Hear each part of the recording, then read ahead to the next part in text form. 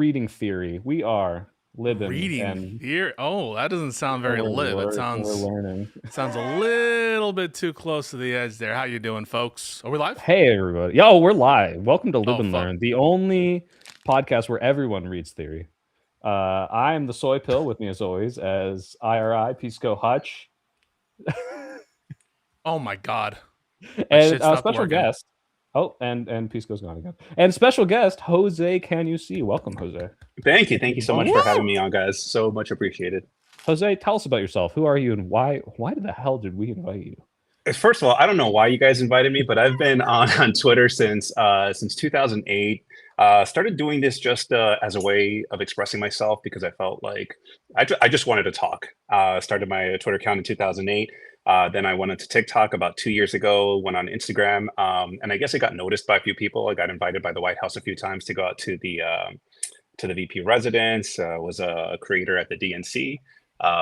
So it's been kind of interesting because this is not something that I do full time. I have a regular job. I just an ordinary citizen, but I guess my content landed in front of the right eyes. I beg to differ. Ordinary citizens don't have creepy Hillary Clinton masks on their wall. Yeah, I was gonna ask. Is a little weird.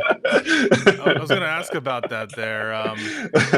What's the story on that? That Hillary mask? She's the goat for me. And one day I was throwing a housewarming party, and one of my teammates from softball showed up in that mask. Because he knows how much I love Hillary, and so I've kept it ever since. Hell yeah! Damn. Unapologetic Hillary fan. I love it, bro. Absolutely. No.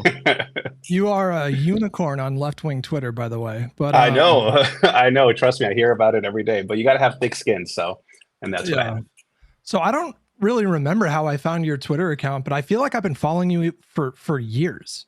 And correct me if I'm wrong, but were you there on inauguration night in 2016? Like, you've been directly involved in actual kind of political work, right? Or campaign work or advocacy for a decade now, or advocacy, not directly affiliated with campaigns, but I was invited to go to the 2016 at the Jacob Javits Center because it was just blocks away from where I lived at the time. But I didn't go because I'm very superstitious on election day, and I just like to isolate until all the returns are in, and I didn't go, and I'm glad I didn't go because I'd probably be crying, and I'd probably be a meme right now, just like that one where you see that person crying with the beanie and the glasses. The most vindicated woman of all time. Exactly. Yeah, she really was a voice for a generation. Why don't you talk a little bit about your politics? Like, what drives you in your political advocacy? Why do you vote the way that you do? Why do you like Hillary Clinton and Joe Biden? And Sure. Well, the way I got started initially was my parents are very political. My dad was a Reagan Republican, and he basically told me as a young kid, he's like, never vote Republicans. They're fucking liars. Don't do it. Just vote Democrat all the way. So I did that. So the first person I voted for ever was Bill Clinton in his second term in '96. That was the first time I ever voted. And I was just voting to vote, not realizing why I was voting. So I said, you know what, let me try to figure out if it makes sense for me to vote this way. And that sort of got started after the Iraq War.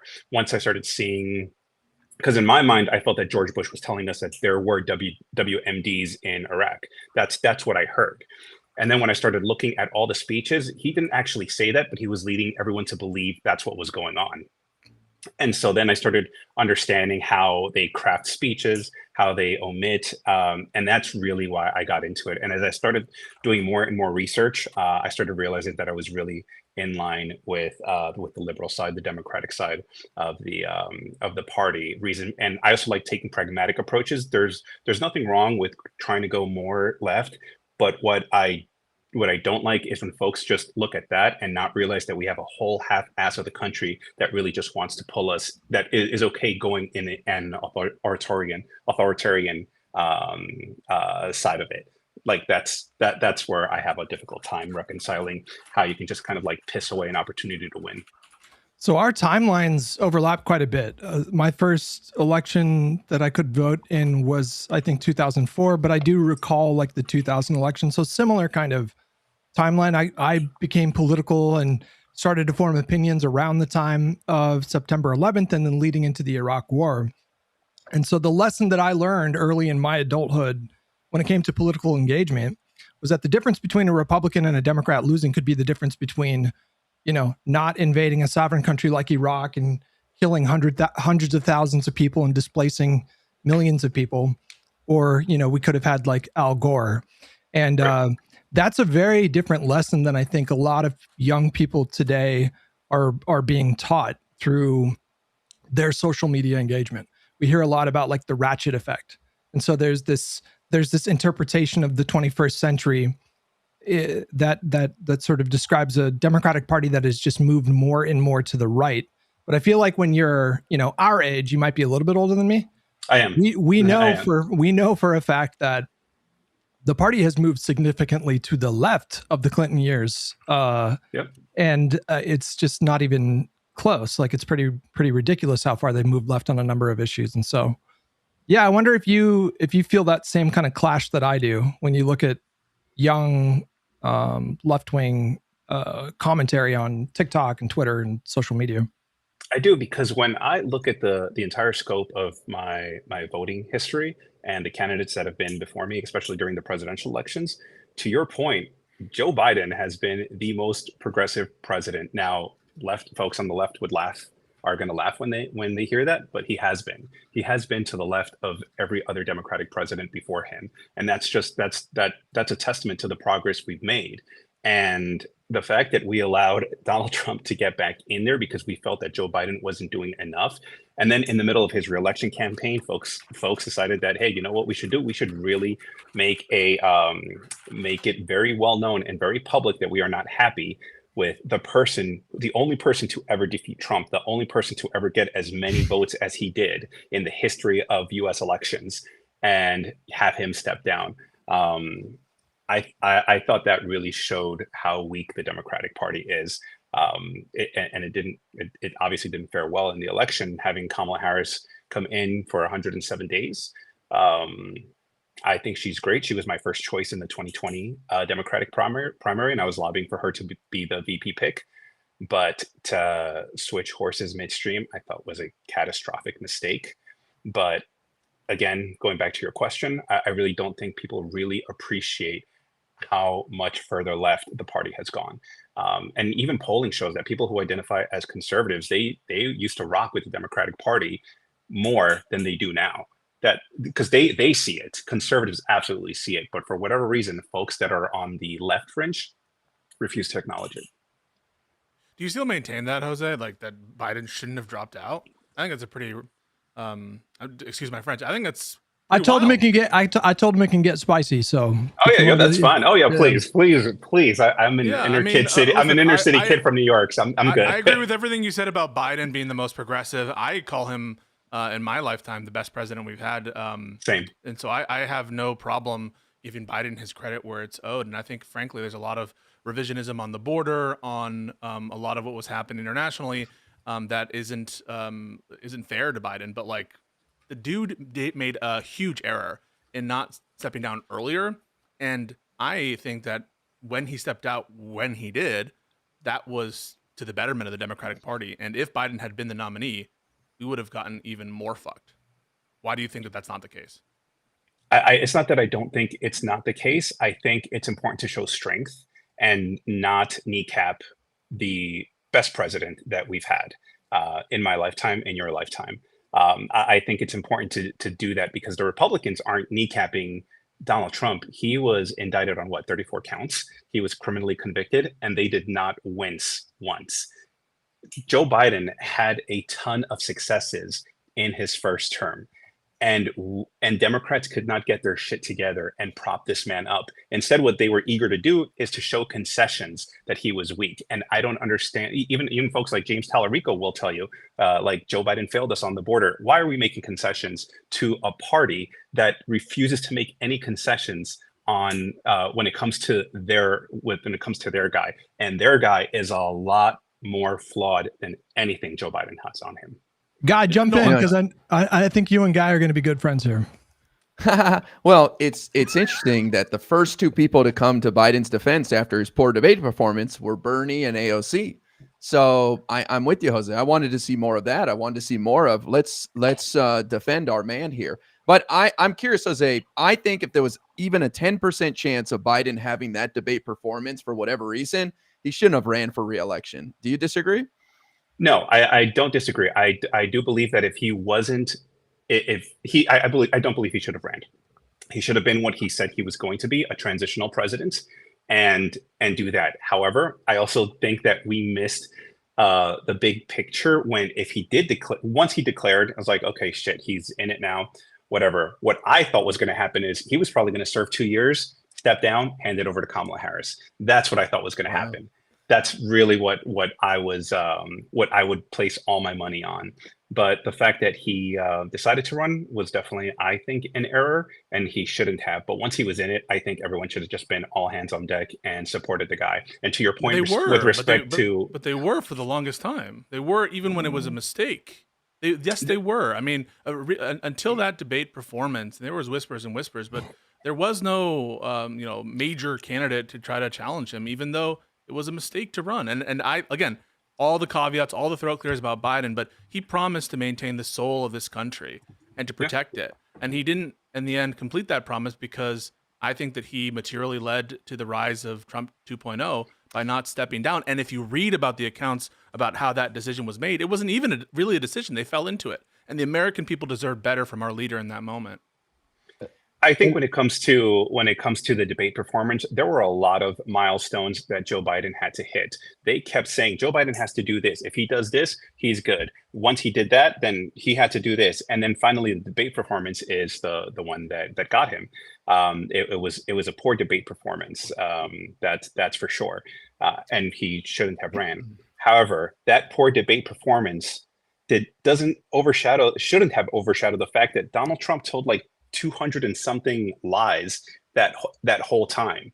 So why is it that one poor performance from an elderly, well-meaning gentleman who is the president, who we both say is the best president of our lifetime, why does that performance suddenly overshadow the fact that he's running against a convict? It shouldn't. It shouldn't. But Pisco, what about the internal polling that the Democrats had that showed, hey, like this is going to be disastrous for us. This is not going well, and they made the practical decision to try to replace him with someone that would have worked better. And yeah, it didn't work out. With hindsight, we could see that. But if you look at the polling in the weeks following his stepping down, that was like the one moment where people were excited, and there might have been like a hey, we can actually do this moment.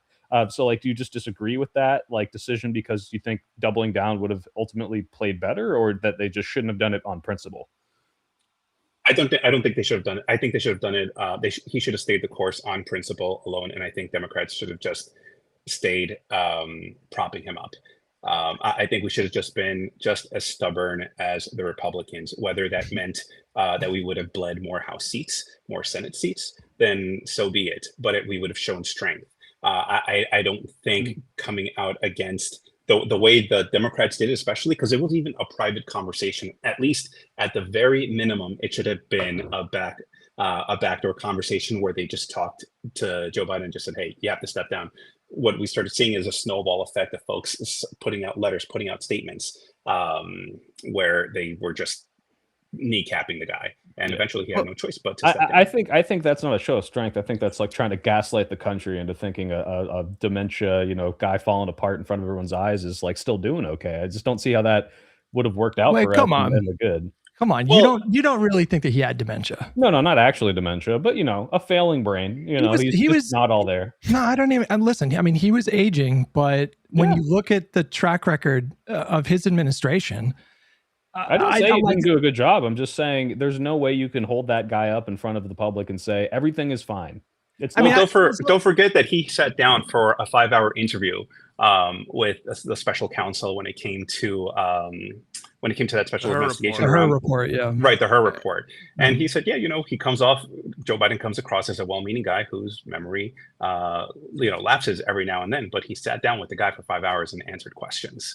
I don't think anyone he didn't do so hot in those interviews, man. Well, hold on. As per Jill's compliments, he answered every question.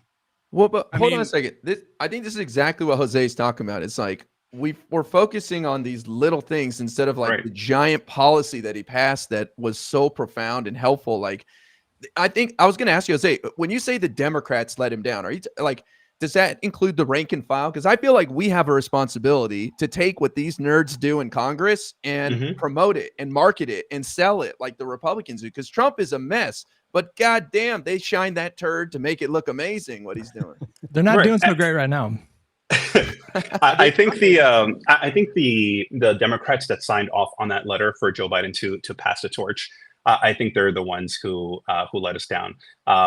There were folks that really surprised me, as you mentioned before. AOC was one of them. AOC really stuck by him. Bernie stuck by him. Jasmine Crockett stuck by him, even after the debate performance. So when I saw that, I'm like, okay, these are real, true ride or die folks. Like, I can fuck with them.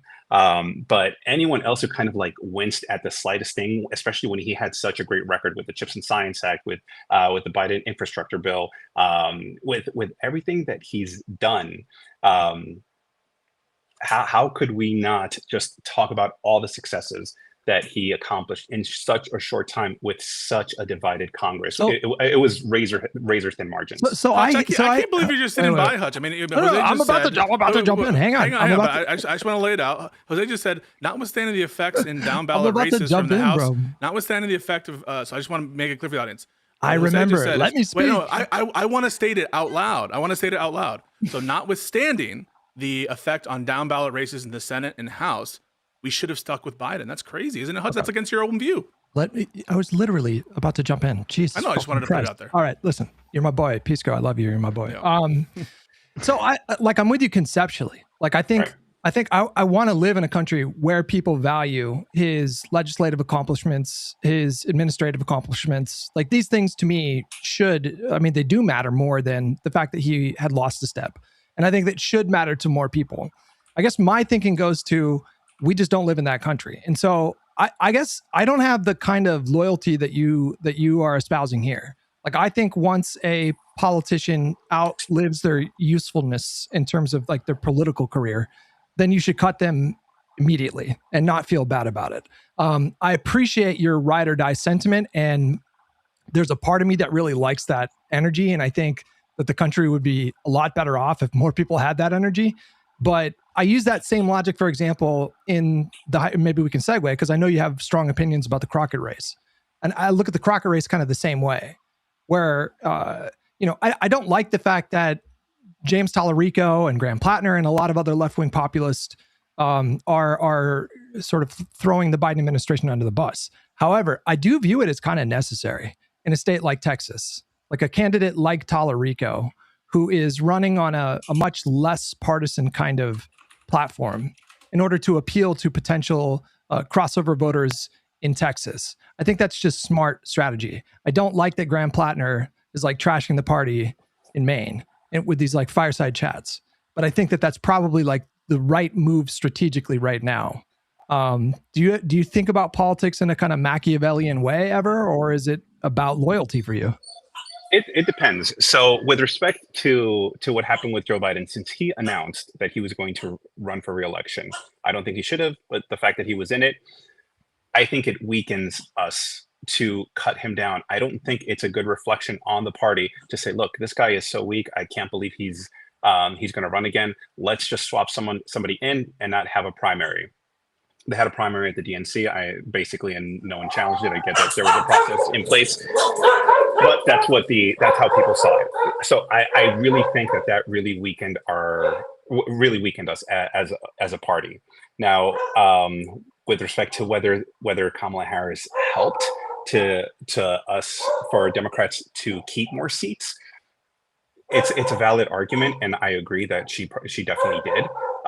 But at this point, I'm just like, we should have just done everything we could to help Joe Biden get reelected at that point, since he was in. Biden betrayed us. I mean, I respect Biden, his accomplishments, his administration, but there is not a requirement for us, Democratic rank and file, for the Democratic establishment to like go down with the ship when Biden betrayed us.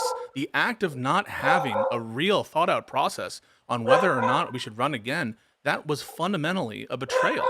And I actually resent Joe Biden a lot for that, because I see him as at least partially causally responsible for what we're seeing now. Now, that doesn't take away the massive amount of respect I have for his administration, for his honor and many other facets of his public life, which I respect tremendously. But I just can't hang on to this notion that even now, looking back, we should have stuck with him. Even, now that we know that he has stage 4 cancer, I don't know that I'm not saying that he was hiding it back then, but the guy is frail. The American people weren't convinced. 78 plus 80% of all voters, and even among Democrats, majorities thought that he wasn't up for a second term because he wasn't. Wait, And it was the right decision to drop out. You can't say he was possibly hiding his stage 4 I didn't know. cancer. I said the opposite. I'm not saying that. Okay, but even putting that out there is crazy to, I hope you're not doing that. No, I'm not. I literally just said in retrospect, looking at him and his health challenges, and now that we know that, in retrospect, at the very least, that he had cancer, at least he has cancer, that this is a guy who was old. And it's not the first time, by the way, that Biden has had cancer, and that he was frail, and the American people saw it, and they saw it not just after that debate performance, which was that was insane to watch. And we can absolutely agree with Jose, and Jose, I totally do, that I would vote for Joe Biden if he was comatose and I knew he would die tomorrow. I would vote for Joe Biden if... Go ahead. Why do you disagree with AOC and Bernie, who came out right out the gate and supported him? Full throat defense. Biden's our guy. We're going to win this.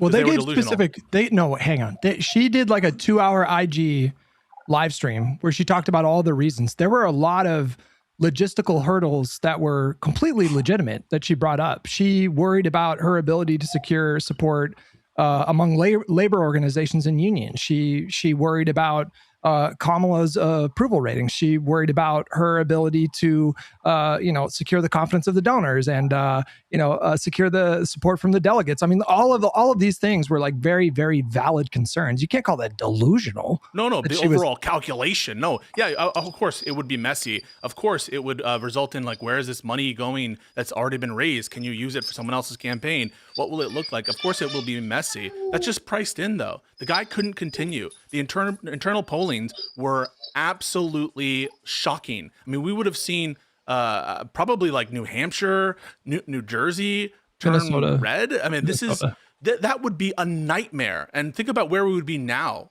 I mean, we would be in no position. But why do you think AOC and Bernie got it so wrong then?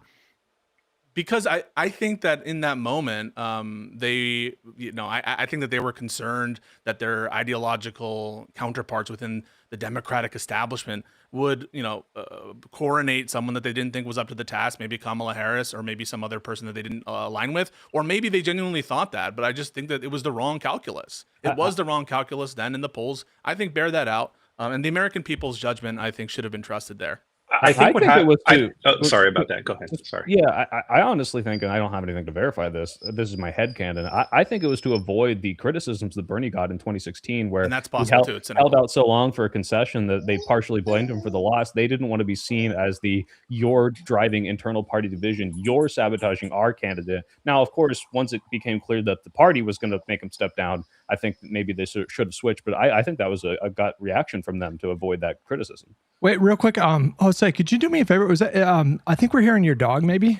Yeah, sorry. A shock collar or Christy No? Yeah, I don't have a shock collar on my dogs. I'm so sorry. If you go to settings at the bottom of the screen, you go to audio. Okay. Do you have noise suppression checked? Let's see.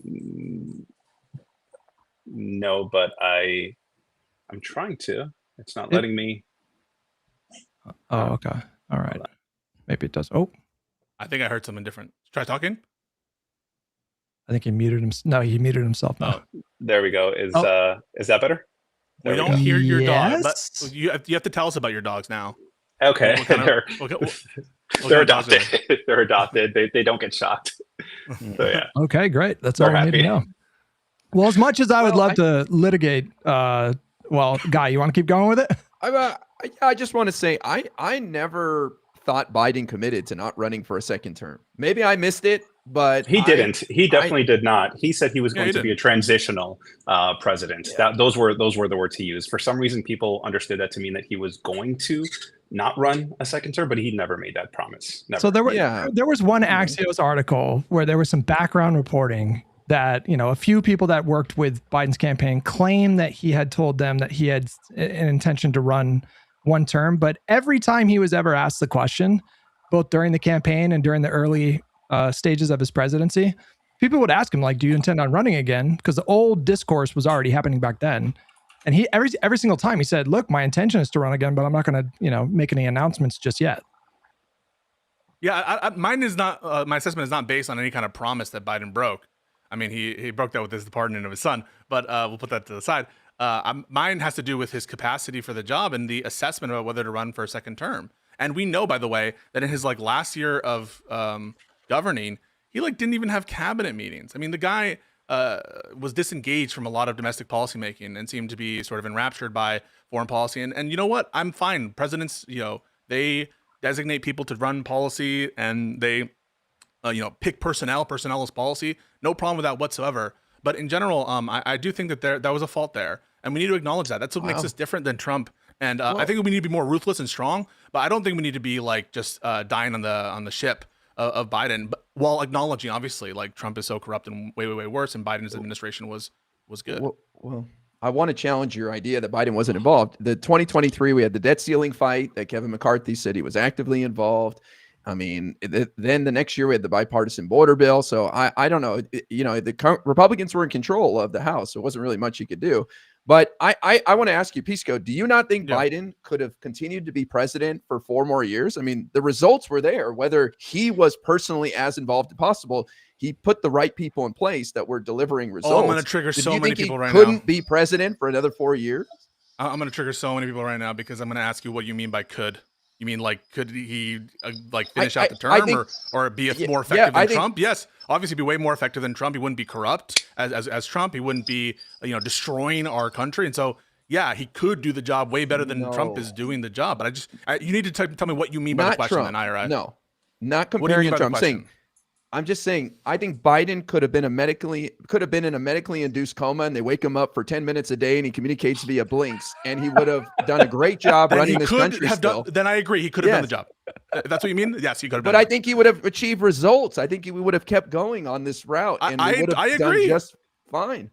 I totally agree with that. My argument is an electoral one. That's it. But sorry to get like we started in like a debate thing, but it's just something I feel very strongly about because I feel like that sours so much of Biden's legacy for me this second term, man. And I really do. I look at Kamala Harris and I'm honestly, I'm proud of her and that she was given a really rough spot, and I don't envy her position. I think Joe Biden is responsible for the position she was in. Okay, well, this is a good segue because we spent about 30 minutes relitigating the last election. We should talk about the next election because there was a bit of a cycle of drama this last week. And Soy Pill, you've been too quiet, so why don't we kick it off with you, and then Jose, you can follow him up. Like, what are your thoughts on the I refuse to commit to voting for Newsom over Vance in 2028 general? Yeah, I mean, we had the debate about it on Monday last week, and it's just so crazy to me because there's all these like mutually exclusive arguments being thrown around where, hey, these two people are exactly the same. We've got Hitler and we've got also Hitler from the Democrats. Also, I think Hitler should try to court my vote, and if Hitler can't court my vote, it's like, well, you're never gonna fucking vote for Hitler. You think it's Hitler, right? But let's just say it was possible. Like, what do you need them to do? And it's like, oh, well, they need to do exactly what I want. And if they don't, I'm going to pretty much tell my millions of people audience not to vote for that person. Like, so this all started off that hypothetical question. Hey, if it was Gavin Newsom and JD Vance, who would you vote for? And the two other people on that, what was it? I've Had It. Is that the podcast? Jennifer Welch and Austin from the Austin show. I keep wanting to call him H-Rock, and I've literally met both of them in real life, and I can't tell the difference. All white people look the same to me. But yeah, they both are immediately like, yeah, obviously JD Vance. I'd drag my balls through like a glass to vote for that guy or Gavin Newsom to stop JD Vance. And Hassan's like, third party, it doesn't matter. But so I don't know. It's just so frustrating that it's like, oh, what do you mean? We can't litigate this before the primaries? Like, yeah, you can. But the hypothetical is, Do you want to stop JD Vance? And your answer is no. I don't think it matters. And this is driving voter apathy. And people point to Gaza and all these other things in the last election of like what lost the election. There's tons of factors, but you look at all these studies they bring up, and the biggest thing is voter apathy. And a lot of that has to do with the Democrats not inspiring people, but a lot of that is people going out and saying, you know what, it doesn't matter. It's the same. Both parties are the same. Nothing you do matters. And that fucking pisses me off because it does fucking matter. We're living in the consequences of the last election. We're living in the consequences of 2016. And if you don't go fucking vote, you're doing a disservice to your entire country and me and my family. Go fuck yourself. Please come out and canvass with us in November. Someone else take over. I'm mad. Jose, what are your thoughts? You got called out by name. Actually, I watched Hassan's 2-hour meltdown, and he pulled you up on his stream. And oh, did he? You didn't see that? You didn't see that? No, I I do not watch him. The only time I see it is when I'm forced to on Twitter. Whenever I see his clips on Twitter. Yeah, bro. No, he pulled you up on stream and was I can't remember in what context. I think he was basically alleging to the fact that you're maybe a little bit older than him. But I don't know if he knows, because I was telling my stream that you post like gym fucking topless selfies all the time, and you are fucking ripped. So I'm not sure. I'm not sure if he knows. Whoa! More than me? Son feels jealous. He's jealous. Because Son will like regularly like sexually harass so I play with his ass. Let's do a fucking push-up contest right now, dude. I'll win for sure. But it's what we can. He probably thinks you're some chorus shill or something like that. Yeah. What do you think about Hassan and his criticism of you? They all think I'm a chorus shill. I am not affiliated with chorus. I'm just me. The only money I make is from the engagement I get from my content. That's it. But as far as Hassan Piker goes, I don't think about him much, except when he says really stupid shit. So that's often.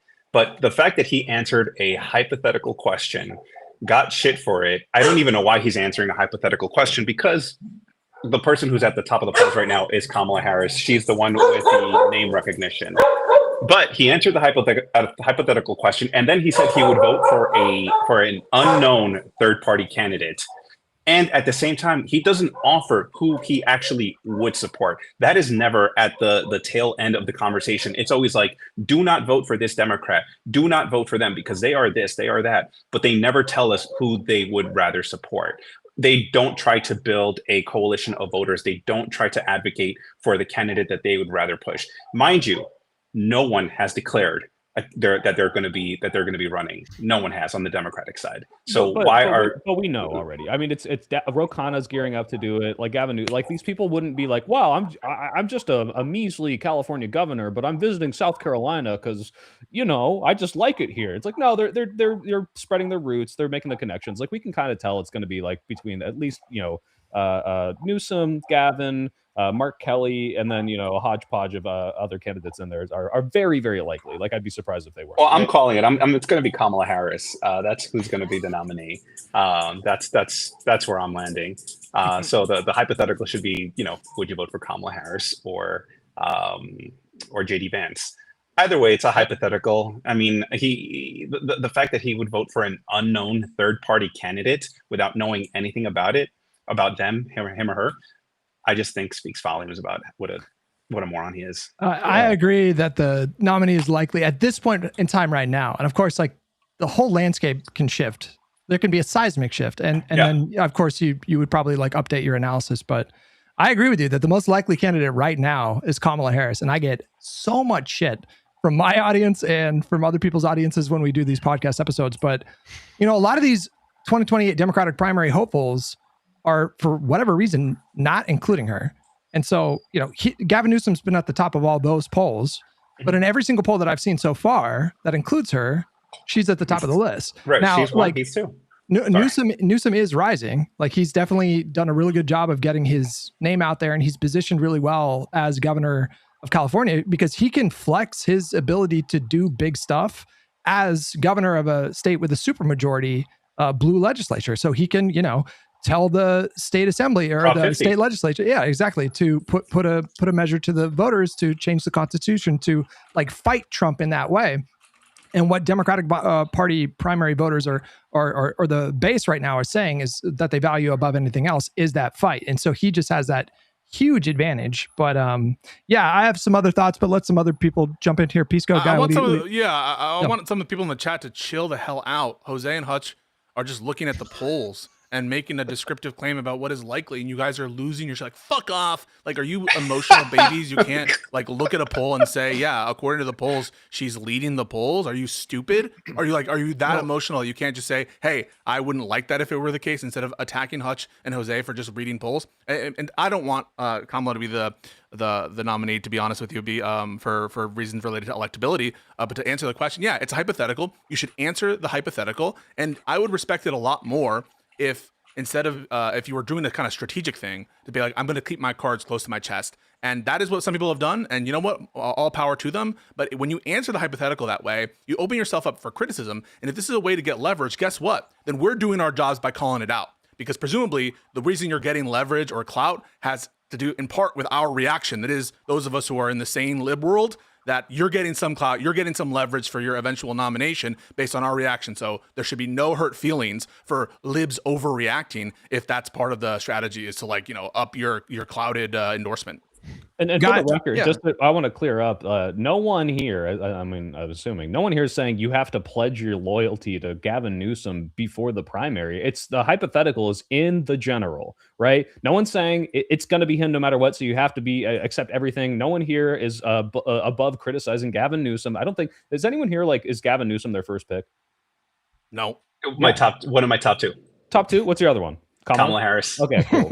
That's fair. Now you can do that, Jose. Now you can do that. You're raising. I mean, that's fine. No, that's fine. That's fine. The point is that, like, everyone's pretending like it's like, oh, the Democratic fall in line, blue no matter who, and you can't criticize Dems. It's like, what the fuck do you think we do on this show all the time? All we do is criticize Dems. The point is, if it's that versus fucking JD Vance, there's a clear winner there. That's the only part of the hypothetical that matters, and I don't see why so many people ignore that.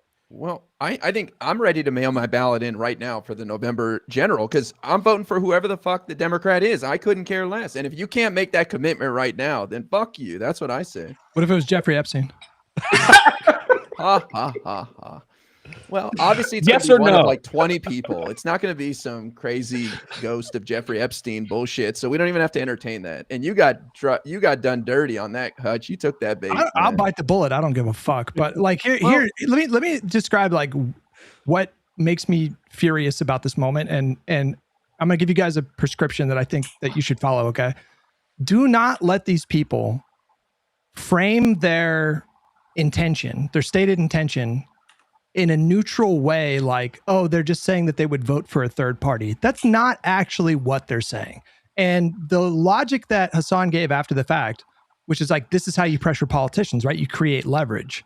Well, then you have to ask, well, what is the leverage? The leverage is not that they're threatening to help elect a third party instead of Gavin Newsom. They know that that's not possible. So what is the leverage? The leverage that they're trying to create is they are threatening to hurt Gavin Newsom in 2028, which necessarily means that they're threatening to help a party that they call fascist win the presidency. That's what they're doing. They are threatening to help a fascist party win. Do not let them get away with skirting that. And no, wait, Hutch, they're still holding out for concessions, a month or a year after the election. He's still holding out to endorse Kamala, right? I guess, yeah. But like, oh, you made me lose my train of thought. I'm so sorry. I get easily distracted. I'm so sorry. I know you're old. They like to post the meme, the Schrodinger's leftist meme, where they accuse libs of simultaneously blaming leftists for 2016 and 2024, but then also saying that they don't need leftist support. But they're doing Schrodinger's leftists. Do people understand this? They're simultaneously saying, well, don't blame us for Donald Trump in 2016 to 2024. You should have, done this, this, and this. But then they're also saying, listen to us. Otherwise, we'll, help JD Vance win an election. You can't reconcile those two things. You either, if you want the leverage to say, I'm threatening to hurt Gavin Newsom by helping JD Vance, you have to accept the responsibility for everything that comes afterwards. That means everything that Trump did from 2017 to 2021, and everything Trump is currently doing now, and everything that JD Vance could do from 2029 to 2033. you are accepting responsibility for helping to cause that. And I think that we should frame their intentions in that way explicitly moving forward, and do not let them skate by saying, oh, I'm just going to vote third party. I didn't say anything about helping Vance. You said it, that Hassan is MAGA in a sense, and I kind of agree. Forgive me if I'm putting words in your mouth, but I think that their goal is to trigger the libs, just like MAGA, and they love seeing us get upset. And as Jose said, they have nothing they stand for. They're not proposing anything. And I don't know, if I'm curious if Pisco disagrees with me on this one. I don't think there's anything Gavin Newsom can do to win Hassan's vote. It doesn't matter. He could become everything they want, and they'll still hate on him if he's the nominee. Oh, that I'm not sure. I mean, I don't know if Gavin visits Hassan enough and they develop some kind of like bromance. I mean, that might be enough. Seriously, if just one appearance on his show. I think if he is out with Gavin enough, and I don't think that it's so much policy related. I'm just going to be honest. That's my impression. Maybe he can come out and say differently. I don't think that Hassan is MAGA. I think that is an oversimplification, and we shouldn't stray into this kind of like, we were talking about Bush at the start, Jose. You're either with us or you're with the terrorists. Now, there's a lot of shades of bad that aren't MAGA, and we should like know our different interlocutors and enemies and rivals for what they are. And saying that they're MAGA, I think, is flattening discourse a little bit. Now, I will often, say something like TYT is MAGA news when they're doing like MAGA propaganda specifically, but then I would limit it to those specific instances. I think it's it's distracting to call them MAGA, and I think it's untrue. Well, okay, I hear you, but you also acknowledge that Hassan's mind could be changed just by a nice appearance of Gavin Newsom on his show. Yeah. So it's not a serious, these are not serious actors. Right, it's not ideological. I don't think it's ideological. It just shows how petty it is and how stupid they are. So to me, there's no substance there. I'm not saying you, but for Hassan's criticism, there's no substance there. It's just Gavin hasn't come on my channel yet and done an interview, so I'm mad. So let's deal with the substance then. Let's deal with the substance. On their own terms, as though they were good faith. If Gavin Newsom came out for Medicare for all and called the war in Gaza genocide, do you think he would change his tune on Gavin Newsom? I think it's possible. I'm not sure. I don't think so. I'm curious what other people think, though. He posted the video. It was like, I would vote for Gavin if, and it was like, prosecute Republicans, switch up thing on Gaza, like essentially like everything that I agree with. And that whether or not he's being truthful, I can't say. But yeah, it's probably true that if Gavin was a completely different candidate, he might vote for him. But does it matter? He's not going to change to capitulate to everything Hassan wants anyway. So that has to do about like our priors on whether or not it is more ideological. Now, I think a lot of it is vibes. A lot of it is personality related. But frankly, I think that's true of a lot of people on this platform. And it's true even of people like, you have these like weird setups of ideological, you would think would be rivals. I think of like Brianna Wu and Cenk Uygur, right? Brianna Wu is super pro-Israel, but yet is able to maintain relationships, I don't know now, but at least for the longest time, with Cenk Uygur. And so a lot of this, I think, is like high school friendship relationship type bullshit. And to be honest, I think that there's a lot of that even among liberals who feel hard done by Hassan based on some of his coverage, and sometimes give him an outsized importance than what he deserves. Jose, you've been a little quiet. Jump in.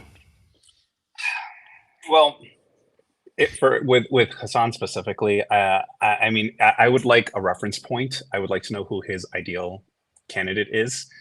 From the people that are rumored to be running in 2028. I think that would be a good starting point instead of having this list of demands that are frankly unrealistic, because no one is going to meet all his demands. It's just not going to happen. And then I just want to address some of the folks in the chat who kind of just get annoyed. You could ignore chat. Well, no, I think it's important because I some of them got really annoyed when I said my top two choices are Gavin Newsom and Kamala Harris.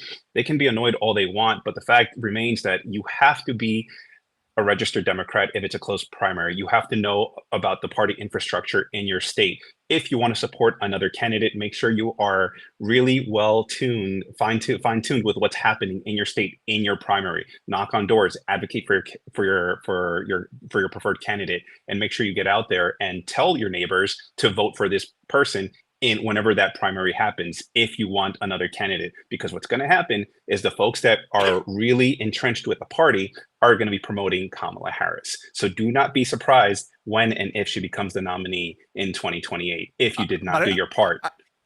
I do want to say to that, Jose, though, because there's a super chat in my chat that says, could we get the panel's thought on centrists threatening to vote for Vance's leverage to more moderate Dem candidates as compared to leftists doing the same thing the other direction? I have not heard a single centrist Democrat, center-left Democrat say they wouldn't vote for AOC or Bernie if he were running or some other more left-wing candidate. And I just want to confirm, Jose, you absolutely would vote for a left-wing candidate over JD Vance. Yeah, absolutely. Absolutely.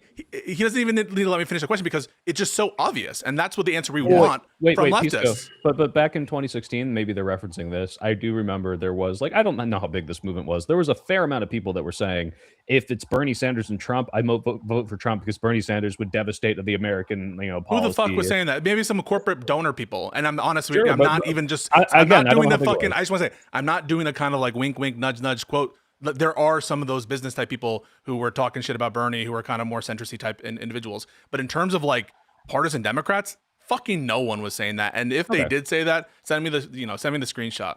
I don't believe it. What I get confused about. Go ahead, Guy.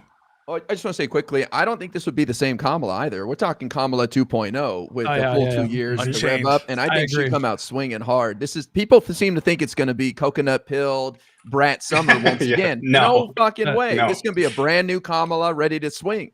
I agree. But I don't think she has the eye of the tiger. Do you think? Wait, why would you say that though? She was literally politically undefeated until 2020 when she lost the primary. That's not what I'm talking about. I'm talking about the ganas. I'm talking about the eye of the tiger. Bro, she is a fighter. People don't know. People because they just haven't been exposed enough. They don't have any idea what her track record was like in California for 2 decades before she, tried to make a run for the president. But I'm talking about the killer instinct, killer instinct. But no word salad. But wait, no, did you not watch her performance when she was doing subcommittee hearings in the Senate? She was a fucking killer, bro. Very different. She absolutely slaughtered William Barr when he came in. No, but it's not. A very different situation. I disagree. Well, either which way, I agree with Guy that I think that the 2028 Kamala is going to be very feisty and a lot less risk averse. But I want to just address something else. When it comes to the leverage, you look like you're ready to jump in. I just want to say one quick question to Jose, who remembers the Bush era, and maybe can remind us. Do you remember a moment after 9/11? When George Bush is standing on rubble and trying to give a speech. I lived in the area. I lived in the area. And someone comes out and you're going to finish it. Someone comes and say, we can't hear you. And what does Bush say in response? Do you remember? He said something like, pretty soon they're going to hear from all of us. Yeah. I hear you. The world hears you. Yeah. And soon the people who did this, tore down these buildings, are going to hear from us too. That, you could say whatever you want about Bush. That is the kind of off the cuff Riz. Now watch this drive. Obama, say less. That's what I'm looking for. And wait, are you saying George Bush had Riz? He was notoriously undoubtedly. He was mocked for being a horrible speaker who made up Bush-isms. words and stumbled over. That was the election in 2000. It was the who would you rather? Oh no, was it 2004 or 2000? Either way, W was running, but it was the who would you rather have a beer with? Yeah, election. Stupid people felt like seen by the stupid frat boy guy, but he didn't have just people who are able to command in a moment. And again, Obama's the best example of this, who are able to extemporaneously communicate in a just totally flawless and without much hiccups and without difficulty. Every time I watched Biden talk, I was like, oh my God, please get through this sentence. And Kamala, in some cases, like that too. Even during the debate, there were some kind of weird moments for her. She obviously killed him in the debate and was much better objectively, in my opinion. But that's what I'm looking for, a killer instinct. I think you'll see that. But I want to touch Josiah super chatted, and he demands an answer that we all commit to voting for Newsom over JD Vance in the general. I vow. Do we all vow? I reluctantly agree. Yeah. Unless it's in the Epstein files. What? No, I'm still doing it, even if it's a joke. There you go. That's my boy right there. It's on stream, bro. See you on stream. Guy, you vow. I think that Gavin should go on his on stream. I think Gavin should go on his on So do I. Yeah, and I think that he should. I think it's funny that he's declined it so far. Yeah, I don't think he should. So in terms of leverage, if the whole idea of saying that you would vote third party over Newsom in a hypothetical general versus Vance, if the whole idea is to create leverage, why the fuck can't you why can't you create leverage by just simply saying, I will throw my support behind a different primary candidate? Like, why the fuck do you need to jump to, I will help a fascist win the presidency? Like, when you do that, I wrote it down so I don't forget. When you do that, there's only 5 things that I can think of to justify, to make sense of that. You either don't actually believe that Republicans are fascists, you yourself are secretly a fascist, you're genuinely too stupid to understand that this is what you're doing, like helping a fascist, you're an accelerationist, or you're a black-pilled nihilist, in which case, why are you even talking about politics? Go like masturbate and do crimes and just, live life and experience pleasure, because it all doesn't matter. The whole thing's going to come crashing down anyways. Like, those are the only things I can think of to make sense of that kind of a threat. I'm happy you added the last one, because I feel like so many people ignore this. Like, because this is the thesis, right? That the black pill, like, if Gavin Newsom's the nominee, he will lose. That's their argument. Not, I'm going to help him lose. They're just like, it doesn't matter what I do at that point, which of course is mutually exclusive with saying that you have leverage. Because if you have leverage, then he's not definitively going to lose. It means maybe you could help. But yeah, the idea that like, well, if it's those two, then the country's fucked. Right. So, okay, then shut up and go away. You've lost, apparently, because your candidate didn't get in. And let us, try to fucking get this guy into office. And you can go off and stop trying to hurt us by criticizing us and not helping. Like, yeah, I agree. They should just disappear at that point. I'm curious what Jose thinks we should do about these guys, because a lot of people think we need to go convince them. We need to talk to them. I look at the 90 million people who didn't vote for whatever reason. I'm like, those guys are probably much easier to get. We peel off a couple 100,000 of the indifferent, and we can win this. But what do you think we do with these people, Jose? Do you engage with them? You said you mostly ignore them, but what do you do? Well, with folks like Hassan specifically who make that claim, I think it's important to expose him. He's got a big him. audience. And he has a big audience, yes, but I think it's important to expose him and just show the fact that he's willing to risk another 4 years of, Trump Part 3 now, because he is insulated from any of the consequences. He is a rich guy who drives a luxury car, who lives in Hollywood. He does not have to live with any of the consequences of his decision. So he is gambling with other people's lives. And I just think exposing that fact, I think is helpful. And then just people are now living the consequences of the second Trump term, because we've already seen this rhetoric again that, it's okay if Trump wins because the country's going to move more left. We are not moving more left. The country is telling us they want to move as right as possible. We can only move, and people aren't going to like this, we can only move a little bit more left than we are right now, because the country already told us, we are willing to go so extreme. We draw the line of people at American citizens or civilians getting shot in the face. But we were willing, we were cool up to that point. Well, Trump is doing, the first year has been so profoundly awful, almost like surprisingly awful, that I think there's a lot of negative polarization happening right now, which creates a lane for left-wing populists. So I don't know if I agree with you that the party can only go like a little bit right. It is conceivable to me that the Democratic base nominates a left-wing populist in 2028 if it's 3 more years of this. We went from 30% of the country saying that they would be okay with abolishing ICE to like 55%. Donald Trump is upside down on every single issue there is right now.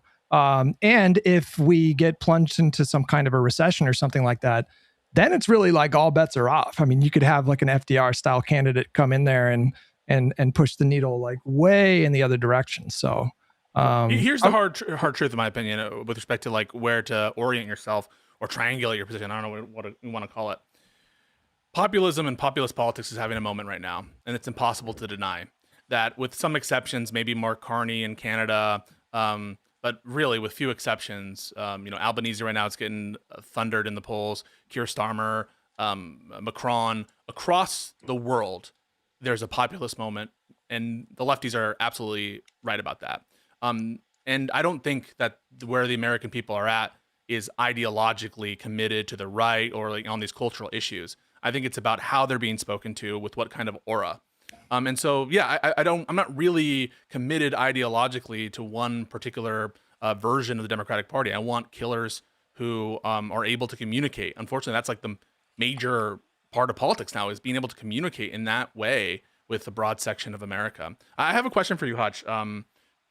As between Piers Morgan and Hassan Piker, who are you more mad at based on their coverage? Who do I think does more harm, you mean? Both mad at and harm. I mean, I don't know. That's hard to say. I think they do different kinds of harm. I think Piers Morgan, he thrives and capitalizes off of really thought terminating idiotic debates that can be sort of entertaining in the way that two dumpster trucks colliding at 90 miles per hour in 4K, 500 frames per second is entertaining. But I think Hassan is very actively creating a permission structure to not support the Democratic nominee in 2028. And I think he is more consumed with a delusional fantasy that he's this leader of a vanguard movement of a new kind of socialist party. Yeah, Piers is delusional on Trump and claiming that what I mean to say is basically the following in response to what should be done with them. It almost feels like a mafia line. Should something be done with them? I just feel that we should respond to them as appropriate, call out their bad takes as appropriate. But the obsession is something I don't understand. The obsession is something I don't understand, and why, as opposed to someone like Piers Morgan, as opposed to Joe Rogan, as opposed to Dave Smith. I see a Dave Smith tweet, I fucking respond. But Hutch, it seems personal. No.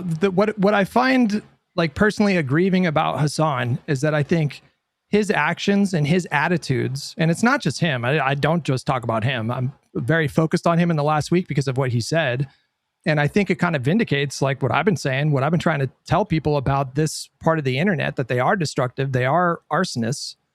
What I find particularly aggrieving about this is that I think it leads to really bad outcomes where people get hurt. We ended a program that is estimated to have saved 91 million lives from 2001 to 2021. USAID is estimated to have saved 91 million lives. We can restart that program again if we elect a Democrat president and potentially spare 10 to 15 million dead people over the next 10 years. Do you think I don't agree with everything you're telling me right now? I'm laying out my reasoning. And so if I focus on one person, it's because I think there's value in attacking that viewpoint. And I think the people that say, why are you so obsessed with Hassan? This reminds me of when people say why are you so obsessed with Donald Trump? It's well, the reason I'm talking about Hassan so much is because he's literally one of the top streamers in the world. He's insanely influential. And I think there needs to be people that are out there actively trying to discredit his idiotic, vapid, grifty bullshit. But Hutch, and I would say it is. Hutch, can we turn it around on you? Would you commit to voting for Hassan over JD Vance in the general? I already told you I would Minecraft myself if you made me choose between the two. Come on, that's a cop-out, Hutch. I would literally do that. I'm not even kidding. No, that's not the question. You said Epstein. So it seems like you're saying that you prefer to vote for Jeffrey Epstein than Hassan Piker by transitive property of equality.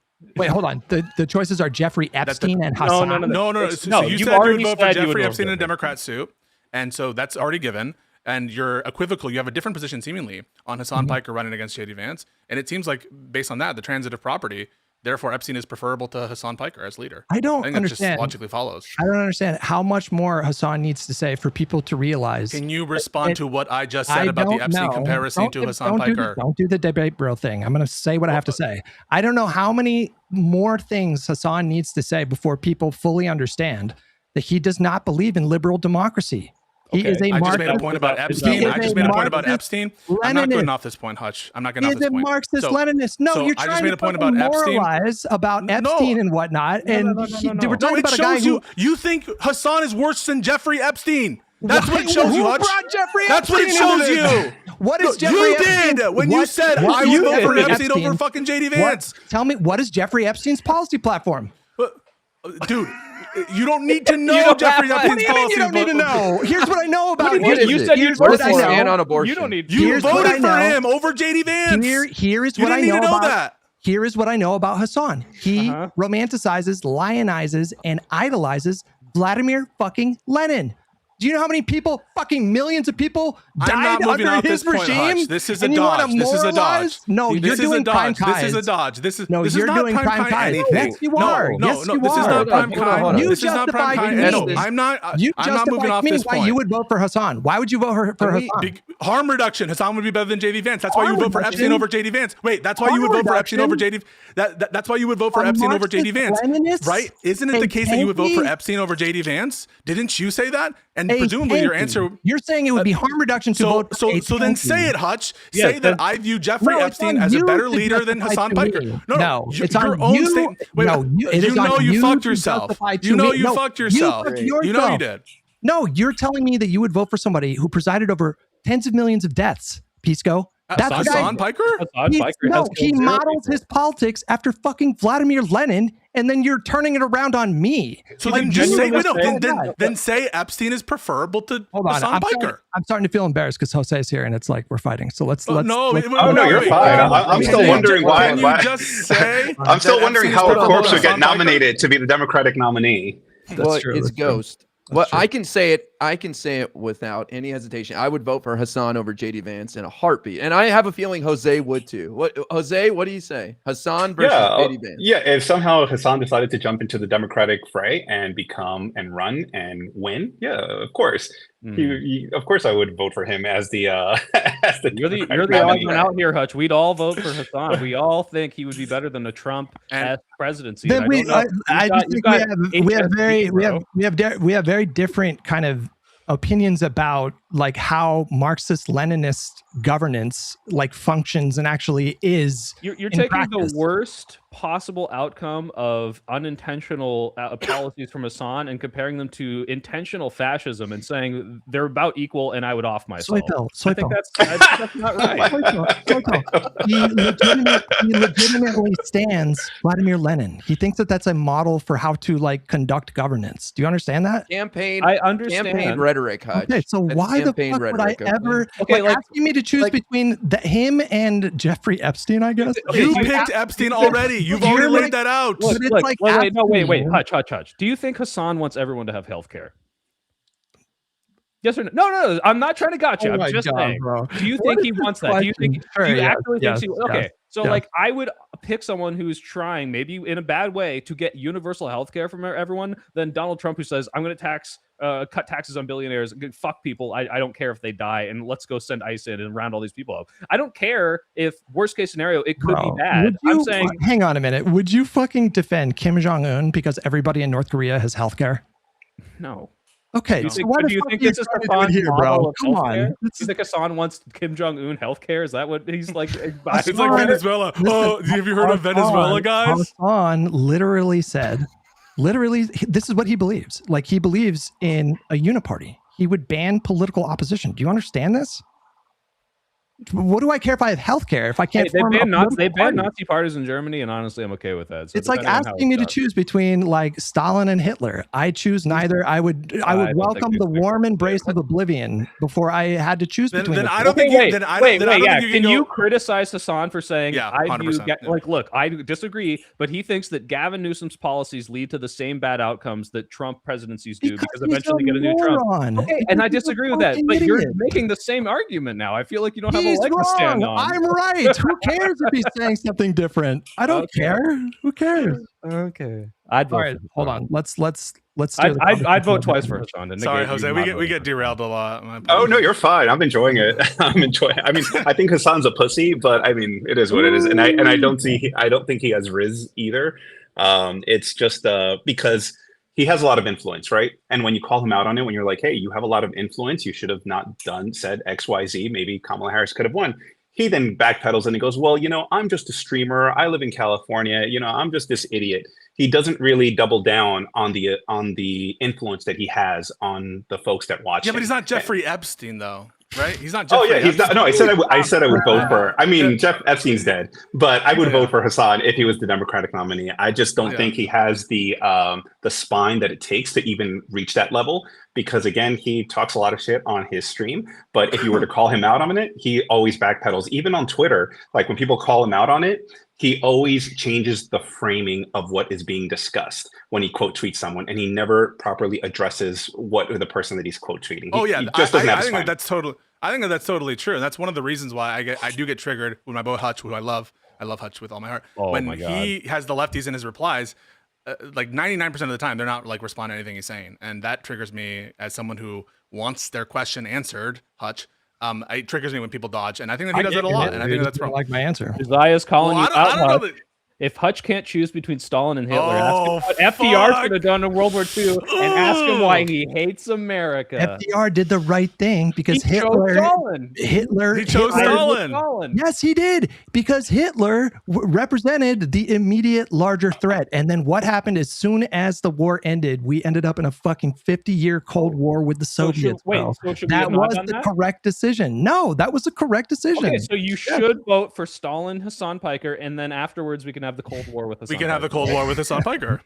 I see what you're doing. I guess you trapped me with that one. Got him, Josiah. Hey, good job, Josiah. Good show. We did it. What's going on in the news, folks? I mean, Pam Bondi freaking out over this financier. Let me just say something real quick. I am calling for a total and complete shutdown of Jeffrey Epstein mentions until we can figure out what the hell is going on, because he's come up. The reanimated corpse of Jeffrey Epstein has come up in like the last 4 Live and Learn episodes. So I'm calling for a complete shutdown. It's in the news. Yeah, it's our title. What the hell is going on? All right. Anyways, switching to Bondi, the Bondi hearing. That was Epstein. Yeah. About Epstein. This financier guy, this random dude who is. I thought he was going to run for something, but no. It was a shocking performance. I don't know if you caught any of it, but I watched the whole thing. When people talk shit about Merrick Garland, I mean, I'm a Merrick Garland. I'm the last stand in the world.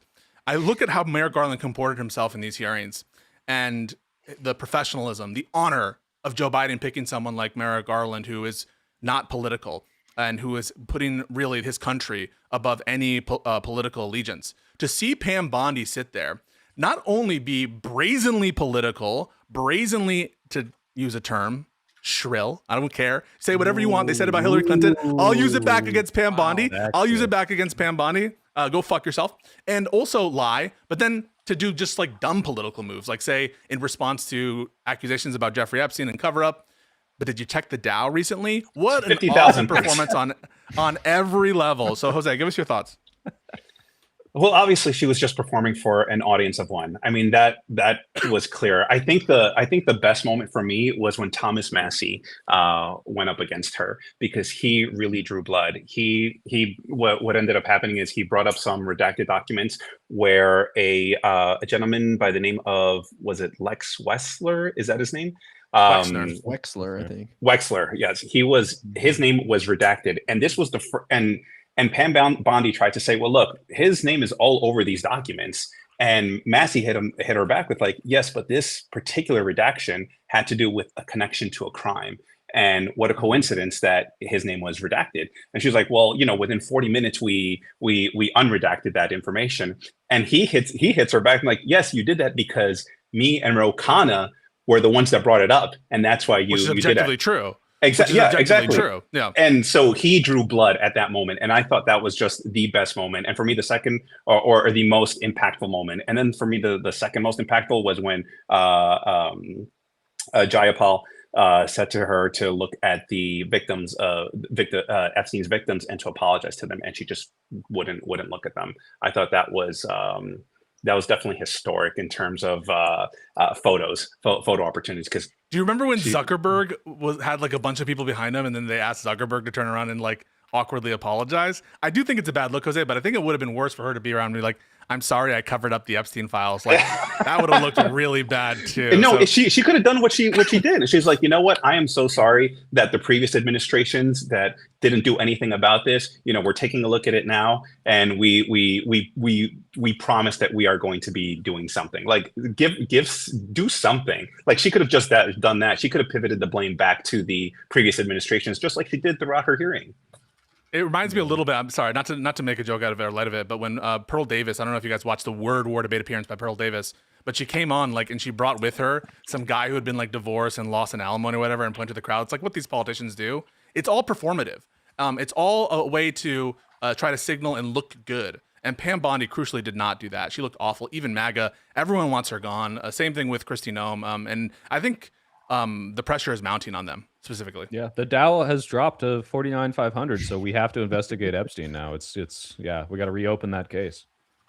I thought when I forgot who it was, but somebody asked the Epstein victims, have the DOJ reached out to you? And none of them could raise their hands. And have you tried reaching out to them? And have they responded? And they all said they had. And I think that was a very profound moment, because there's this weird narrative that like the DOJ's interviewed these people and talked to them, and nothing could be further from the truth. They haven't even listened to them at all.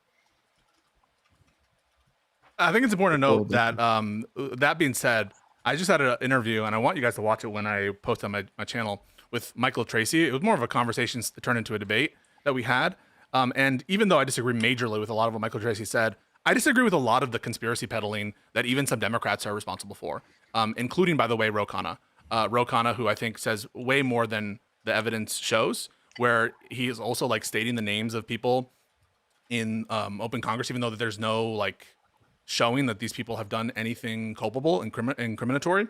And so I think Democrats need to be careful. Absolutely use the Epstein files issue against Trump. They made their bed. They have to lie in it. And it's totally fine for Democrats to do that. But I would caution people against, making claims that aren't supported by the evidence, or being reckless, as I think Ro Khanna has been. Not that he hasn't done good work, but I think he and Thomas Massie have been a bit reckless, just being honest and frank. Well, I think Democrats are in a unique position now where the Democratic nominee can say, I will release the Epstein files. I'll do it over. I will redact it fully. I don't think there's any Republican out there that can say that, except maybe Marjorie Taylor Greene, if she somehow gets the nomination for the Republicans. And I think you'll even win over some Republicans with that line of with that position. I don't think you're going to win the election on releasing the Epstein files, but still, I think it's a very powerful position that somebody like Ro Khanna could be in to move forward in the nomination process. I actually disagree, Guy. I know this should not be anyone's primary platform policy, but I think, why is it that every single time you want to paint your enemy as the worst possible person, you call him a pedophile? It's because it's the worst thing someone can do.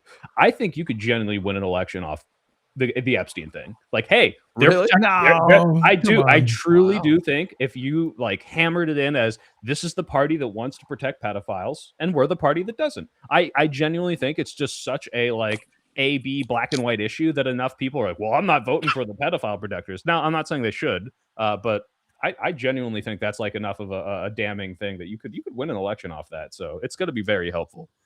I think they should probably focus on the economy over Epstein, but I mean, like, listen, I think it's an attack vector. I think it's an attack vector for sure. Yeah, when he's our nominee, it'll be really important not to focus on him as the nominee. No, I do agree with Hutch, though, on the polling stuff. I'm not convinced, and people will say this, like the Democrats fucked up by not, I don't know, politically releasing the files. I think Ogre Boy and Vadim said this either last week or the week before, whenever we last did that show.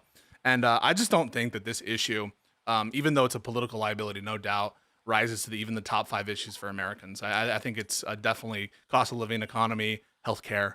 I think health insurance and healthcare is, even now, even after we have shown how much like a shutdown fight premise on that can move the discourse as well as public polling. I think that it's an underutilized aspect and always has been the Democrats' strongest policy position. The 2 E's: Epstein, economy. That's it. That's all we run on. But I think you have a point, because I think people can get in the gutter and talk about it, because look what happened with Hillary in 2016. They were talking about what was it? Not Pizzagate. They were talking about that. That was an element of attack against her. And then in 2024, when Joe Biden was running, he was allegedly like sniffing kids' hair and doing all this stuff. So it was like a really dirtbag. Well, he was sniffing. You mean caught it in 4K? What do you mean? See, now you know your Biden show right now. He was sniffing. He was smelling. Who knows what he was doing when he put his nose up to their hair? Maybe. But that can definitely be a line of attack for the folks who really, really like to get in the mud and launch those attacks against whoever the Republican nominee is, which will probably be J.D. Vance. I'm surprised that no one's brought it up yet, but the fact that she had a cheat sheet with Purmia Jayapal's search history from within their closed system. Yep. That should be something that more people are talking about. I worry that it's not going to break into the mainstream, but that is that is straight up Orwellian crazy tactics. I mean, that is like ripe for the picking too, to attack them, because I mean, it's just like, can you imagine what the reaction would have been if that was who was the head of the FBI when Biden was president? I don't even remember. Who the fuck was the head of the FBI? Chris, Chris Wray. It was Wray. Chris Yeah. Wray, Can you yeah. imagine if Chris Wray, or no, it would have been Garland, because she's the attorney general, right? Can you imagine if Garland had a cheat sheet of all the Republican search history on a like close? No, this is it really. Can you imagine like Joe Rogan would have talked about that for 10 years straight on every single episode of his podcast. It like really is wild. And to crystallize Hutch's point, I mean, it's really a good point. Put aside the legality of it. It's I think probably a government system. So I don't know if it constitutes an illegal search. So I don't know if it's illegal or not. I don't really have a view on that. But just think about the motivation. The motivation was to track their search histories for the purposes of wielding them politically against them in hearings and in like the whip counting and in the discourse. That's an insane politicization of congressmen who are doing their duties under the law to make and do due diligence on the Justice Department in a cover up of the Epstein file. So it's an insane motivation. It's obviously politically corrupt. Well, it's all the Republicans too. I don't know if you guys saw all the Democrats. Raskin was on that Legal Eagle episode talking about how it's like literally every single Democrat like searching through these files trying to find whatever they're looking for. It's like, let's get ahead of it, find out what they're looking at, and make talking points. Like how do you hold people accountable when they get to control what you see, or at the very least like know what you're looking for and maybe could censor? Like they've already taken down certain files that they're like, oh, whoops, we forgot to censor that Donald Trump. It shows they're constantly thinking about it. It shows they're constantly factoring in public response in a way that the Epstein File Transparency Act is specifically trying to foreclose that. It's ridiculous. To answer your question, though, the voters are the ones that are going to hold this administration accountable. And then after that, the next administration that comes in, it's up to the next attorney general. But we're already seeing that happening right now. And so they're just like, they really are crumbling. I mean, I feel like I'm a broken record. I say it every week, but did you guys know that the number is up to like 36 congressional Republicans who have announced their retirements? 36. I mean, is that a record? It's got to be up there, but they know that they're cruising for complete annihilation in November, and they're fleeing the ship. And he's baked in for the next 3 years. There's little that we can do about that unless we can convince Senate, Republicans to hold him accountable when we inevitably impeach him, which is going to happen. There's going to be a third impeachment at some point. That's just kind of baked in, and he's going to do the things that he do. But in the meantime, you can show up, you can vote, and more importantly, you can do what the people in Minnesota did, which is show up in the streets by a margin, or what was it, like 50,000 people in sub-zero temperatures. And look what happened. They responded to political pressure. They're pulling out of Minnesota. I don't know if they're pulling out every single ICE agent, but they're doing like a significant drawdown from Minnesota. That tells you, and we can thank Hassan, right? Like it's all his doing.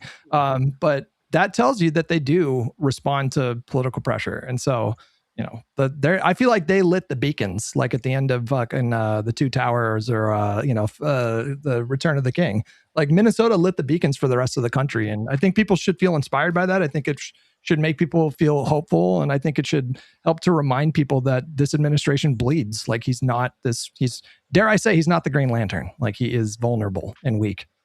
That vulnerability is being felt even in places like Texas, where we see polling that suggests that Cornyn might not even finish in the top 2 for the Republican nominations. That is causing some consternation. I think he was behind and was number 3 in some of these polls. So I don't know that that will be the overall outcome, but this is why I'm, it kind of ties back to what we were talking about with Jose in the beginning.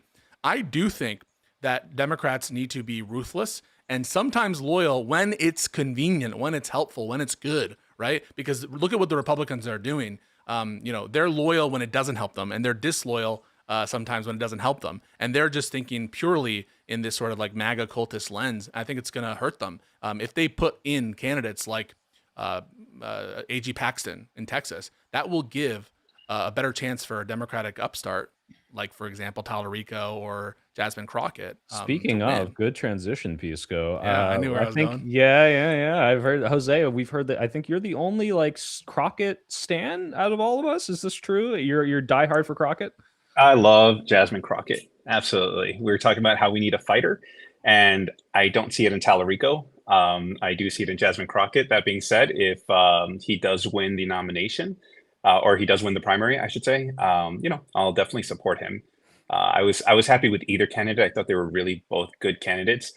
Once everything started to happen with the content creator gate and Tallarico, that's when I was just like, okay, let me start doing a little more for Crockett on social media. But yeah, I'm very much for Jasmine Crockett, and specifically because she campaigned her ass off over here in California to promote Prop 50, which, as you guys know, was a direct response to what was happening in Texas. Why do you think super so many good. people? What'd you say, Pisco? Sorry. Oh no, you go ahead. I was just gonna say it was a huge thing that Gavin accomplished, and one of the reasons why we should respect the work that he's doing in the state. Gotcha. Why, Jose? Why do you think so many people doubt Jasmine Crockett's ability to win the state of Texas? Because I think she is a rising star. She's huge, and I don't think she's taken a fight that she doesn't think she can win. Well, I think she took this fight because I don't think she meant to take this fight this time. She got squeezed out of her district, and she said, what should I do? And she looked, and she did some internal polling, and she's like, you know what, I'm going to go for Senate. Frankly, I don't think either one of them is going to win. I just don't see it. I don't, but I do want Jasmine Crockett to win that primary and have a crack at it, because I think if anyone has a chance to do it, I think she has the ability to do it. I know people. It's hard for me to reconcile the argument that, oh, James Tallarico really appeals to folks that are right of center, with the argument that we want a fighter. I really am leaning on people want folks who know how to fight, and Jasmine Crockett has shown that she can do that. What do you think of the Hot Wheels comment? I mean, that's a bit below. It's not very nice of her to have said that, right? Oh, you Pisco. condemn her? Wah, Pisco. Hot Wheels. No, I want to say fair question. I was more offended by Joe Biden failed us than Hot Wheels. Shit. Listen, I just think he failed us in that moment, Jose. I just want to say I'm a big Biden stan. I support Biden, and I thought he did a great job. Best president of my lifetime. I do want to say I was wrong about something. I counted Jasmine Crockett out too early. I didn't really know shit. I remember thinking I might have seen some polls somewhere, and I was like, oh yeah, she's out of it. And I was really sort of speaking out of turn. And so I want to learn more about this race, Jose. Maybe that's something. Maybe I should follow your Twitter account to get more updates about what she's doing in their policy positions. But for me, electability, this is probably true of everyone here, is the most important quality. And you're convinced, Jose, that she, even though she's not likely to win, has a better chance than Tallarico? Yes, absolutely. Okay. And why is that? Is it just her personality and the vibes of it, or is it any kind of empirics or who you're talking to? What is it that drives that expectation? I just think because she is, again, someone who fights. We've seen her in the hearings. We've seen how she conducts herself. She is able to get down in the mud and fight with these Republicans, but she's also able to take complicated concepts and spit them out in ways that the layman can understand. I believe she has that gift. A lot of people, what they do is they silo her and they say she's argumentative, she's divisive, she's partisan, but I think she's a lot more than that. And frankly, with James Tallarico, what I see, especially with it, for me, it really was highlighted when everything happened with Allred and the content creator. The way that he handled that, to me, highlighted that he is inexperienced and just a little too green for to be on the national stage. Do you think he said it? Well, he said it. And whether he said it in that context, no, he said that he did call Allred's method of campaigning inadequate. He did admit to that. That's mediocre, right? Mediocre. I'm sorry, mediocre, not inadequate. But did he admit to saying mediocre black man? He said it was a mischaracterization. Right. He said it was a mischaracterization. But here's my view on it. Why are you talking to a content creator about someone else who's in the race in a disparaging way? Fine, you didn't call him a mediocre black man. I will accept that you said that. But why are you calling him a mediocre campaigner to begin with? That just shows that you don't have the discipline that it takes to go to the next level. Because again, this is just a content creator. They don't have to live to they don't have to live up to journalistic standards. If they're saying something's off the record, so what? It's just a content creator. Why are you willing to risk it all and have this conversation with a content creator? But Catherine Crockett called Greg Abbott Hot Wheels. I mean, is that not similar to calling someone a mediocre campaigner or a mediocre black man? I mean, no, because that was out in public. She told everybody. She's just like, here's what I said, and we're like, okay. In public, that makes it better or worse? It would have been better if he, Yeah, it would have been. Of course, it would have been better because we would have been like, okay, that's what he's about. Fine, it's unapologetic. It's who he is. But the fact that he was hemming and hawing, and this content creator put that allegation out with all the screenshots that made it very credible that the campaign reached out to her to create content for him because initially she was a supporter for Tallarico. So he waited a whole day for that narrative to get out instead of just blunting the momentum and saying, you know what? I did meet with her. It was definitely mischaracterized and it was a lapse in judgment. My apologies. And I called up Allred and I apologized for saying that he was a mediocre campaigner. We're all on the same team. That's what he should have done, at least to blunt the momentum. Because once Allred got behind the camera and said what he said, it went national. And I thought that was a major misstep from the Tallarico campaign. So you're not offended. You're just calling into question his political instincts and judgment. Is that a fair characterization? Precisely, yes. Yeah. Well, because it's a he said, she said in that moment. So if he's saying that he didn't say it that way, okay, fine. But why did it take that long to issue a press release? Interesting. I take your point on his judgment. I never really thought of it that way, and I will agree with you. That is poor judgment to say like, okay, we're off the record with the content creator. That it's I hadn't thought about that before, but. You're speaking to, I think, a larger thing that's happening in the Democratic voter base right now, which is that people are really valuing the fight and teeth more than like probably everything. I feel like that's probably the most important thing for like the Democratic voter base right now. I take your point. I get that. And I agree that she taps into that kind of rage and that kind of anger and that kind of like determination and grit to, serve as a check on the administration. I wonder though, like, what evidence is there that particular kind of message would be best for a state like Texas? Like when I look at Tallarico's campaign, and I hate populist rhetoric. I think populism is really stupid. I think history shows us that populism is like really dangerous, and it leads to really bad outcomes 99% of the time. However, I don't see him going to like the jank extremes of populism. He's being quite vague about it. I think he's doing something kind of interesting when he ties it to scripture. He ties it to like the teachings of Christ in terms of like framing issues like wealth inequality and like tax policy on billionaires.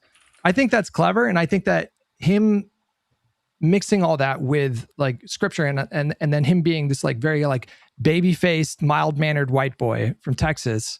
That feels to me like it has more potential in a state like Texas than Crockett. I feel like her approach is better suited for a state like California or Oregon or Washington.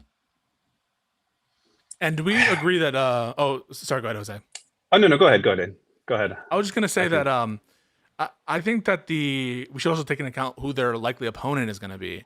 I think Paxton is probably the odds-on favorite right now to win the Republican primary. And I'm not sure what would be better as against him. Paxton has his own corruption scandals. He is, however, a firebrand. He's loved by the MAGA base.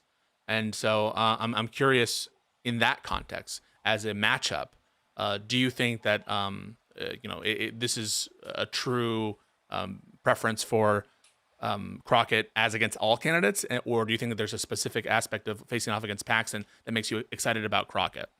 Jose.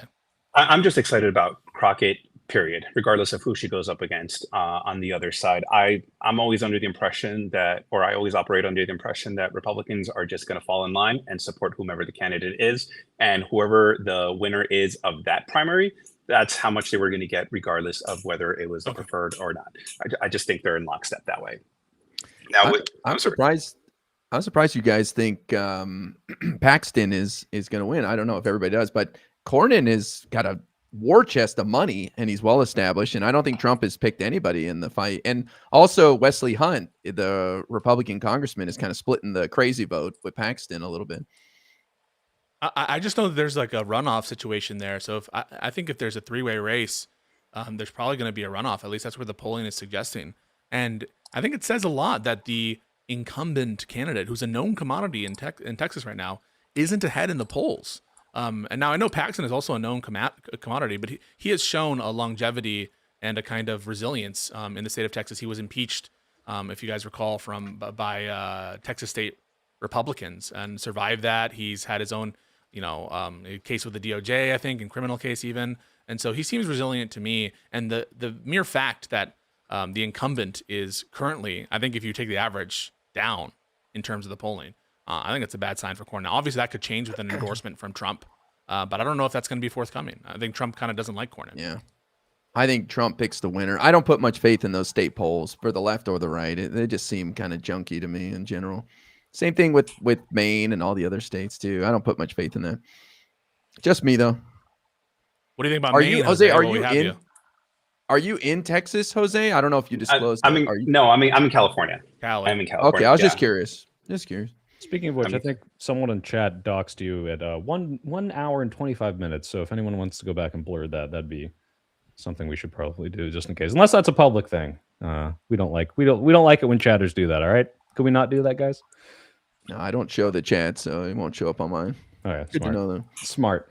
Hey, did you guys see AOC's word salad? I don't know if we want to talk about that. I didn't see it in Munich. What? In Munich. What did she say?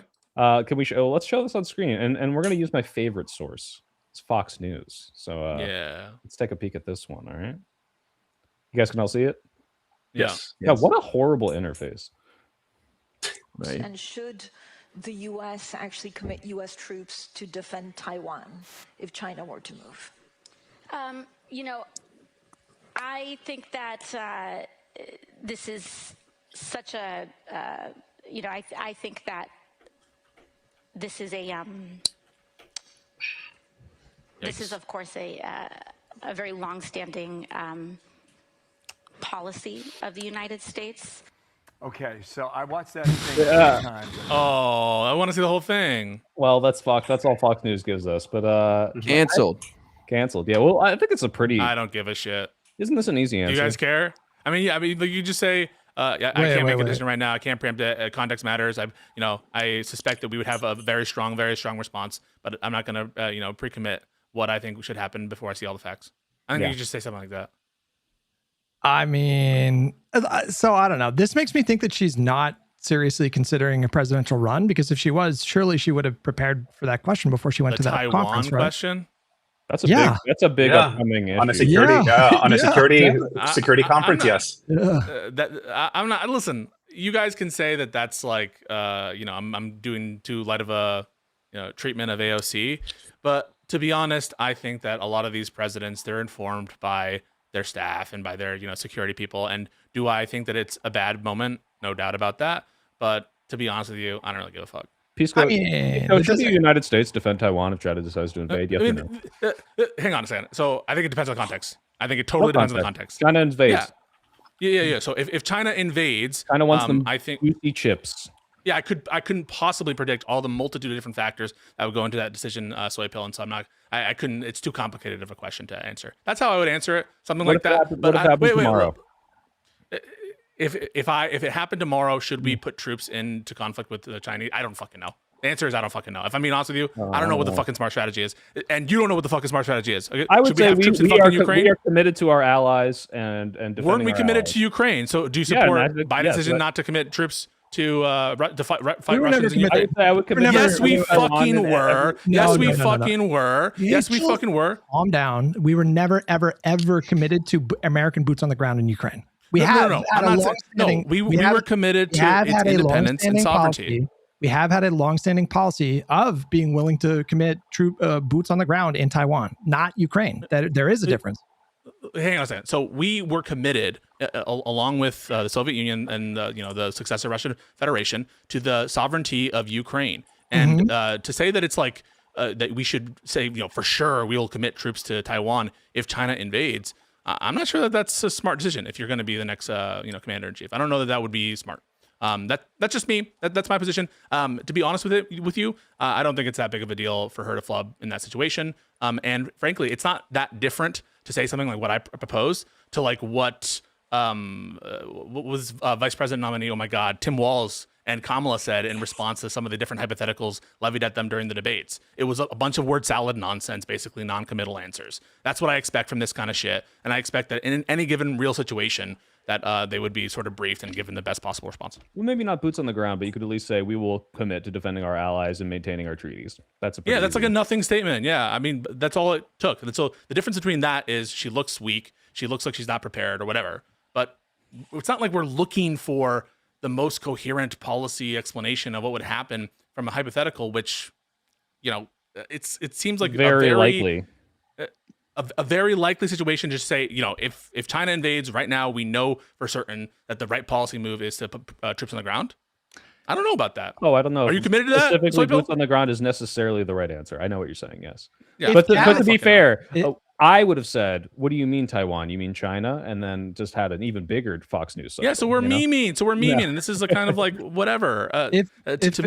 If Gavin Newsom though went to like an economic conference, and then somebody asked him, "Would you keep our current tax brackets the way that they are, or propose a different tax bracket?" And then he fumbled through a non-answer. What would your response to that? What? What would your response to that be? What would you think? Like, if he's fumbling on tax brackets? Yeah, just a basic question. I mean, like, he should never fumble. He should never fumble. No, the question about specifically troops on the ground in Taiwan in response to an invasion, I think that is not in AOC's wheelhouse as much. And I would look over it. Gavin Newsom has made flubs before. Gavin Newsom has not in her wheelhouse. What do you mean? She's a member of Congress. Wait, hang on a second.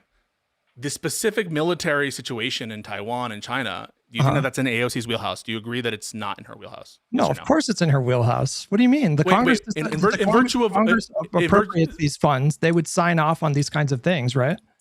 She's not a foreign policy guru. She's a domestic. What are you talking? She's a member of Congress, Pisco. What are you talking about? You understand that Congress people have different domains of expertise. You agree with that, don't you? You would never say this to discredit her policy position on Israel, her policy position on Ukraine. Hang on. Let's just I'm focusing on Hutch real quick. You understand that different. I'm going to finish. Hutch, I'm going to finish the question. Hutch, you would have to go through Congress. You would have to go through Congress. Hutch, I'm going to finish the question. All right. The question is the following. You agree that different Congress people have different portfolios. Yes or no? Yes. And so you would agree, don't you, that part of the reason why AOC is out doing this may be to shore up her national security bona fides, right? Because it's not in her wheelhouse, correct?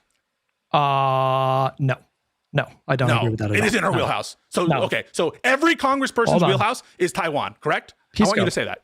By virtue of being a member of Congress, literally, yes. Hutch. Okay, so when I say when I said it's in their wheelhouse, I didn't mean it's in their technical domain where they could conceivably legislate on it. Do you understand when I say wheelhouse? I mean it's not her area of expertise. It's not her area of domain, technical ability. Do you understand that? That's what I meant by that. This is like one of the most important security, like national security in terms of like geopolitics. What did I just say to you, for Hutch? the United States? Pisco, what did I just say to you? If the president were to commit ground and troops in Taiwan, would they not have to go to Congress? Yeah. Oh, well, apparently not. Just to be clear, apparently not. No, but because we're not enforcing. No. Apparently, and so we invaded. Wait. Hang on a second. We invaded Venezuela without any congressional approval. Yes or no? No, this would be a protracted. Did we have to? This would be a protracted. It's unclear. The answer that Hutch is unclear. So my question for you, Hutch, it's unclear if it would be a protracted fight with China. It's a very simple question. So is every topic of federal importance within the wheelhouse of every single Congress member, by which I mean in their area of Congress? Let me wait. Hutch. I'm going to finish the question. No. Hutch, I'm going to finish. I'm finishing the question. Hutch, I'm finishing the question. I'm finishing the question. Right. So do you think that every topic of federal domain is within the wheelhouse of AOC or any member of Congress? Yes or no? All that involve Congress. Yes. So you understand when I said wheelhouse, I just meant it's not. She doesn't know a lot about it. That's what I meant. It's not in her wheelhouse. And you objected to that, correct? That's difficult for me to understand. Like, why would you not know much about the dynamic with Taiwan and China and our longstanding agreement with Taiwan if you're a member of Congress? Wait, because it's not her area of expertise. Agreed? Okay, well, wait, Hutch. She could be called. Wait a second. Vote on it tomorrow, Pisco. She should know at least something. 100%, but there's things called specialization. There's things called committees, and not every Congress member is read up in that's like a policy domain expert on every single issue. And you guys are lying to yourselves and your audiences if you disagree with that. So I was going to actually just jump in because she's a member of like a few committees, 3 or 4 committees. None of them are Homeland Security or foreign affairs. That being said, this is not her wheelhouse because she didn't make it her wheelhouse. So you disagree, Hutch? You disagree with Hutch? Just Jose. I just want to be clear. You disagree with Hutch when Hutch said, "Of course, it's in her wheelhouse." You disagree with that, right, Jose? Here, I'm gonna explain why I said yes. that. And I'm gonna explain why. So here's the problem. This is not her wheelhouse. So why is she going to the Munich Security Conference when she knows this is not part of her expertise? She's going to be asked on foreign security affairs, on homeland, on things that have to do with security around the world, and she doesn't know anything about it. And it was clearly an issue when she was asked. So why would you show up and be like, if you just want to be an audience member or accompany someone, cool. But why are you now a main speaker talking about foreign affairs when you don't know anything about it? So listen, no doubt that this little segment you've seen, you're claiming it's representative. Let's say that she flubbed up the whole thing and that this clip that you've shown is representative of her broader position there. And I'll ask the question, actually, is this representative of her overall performance throughout the whole thing?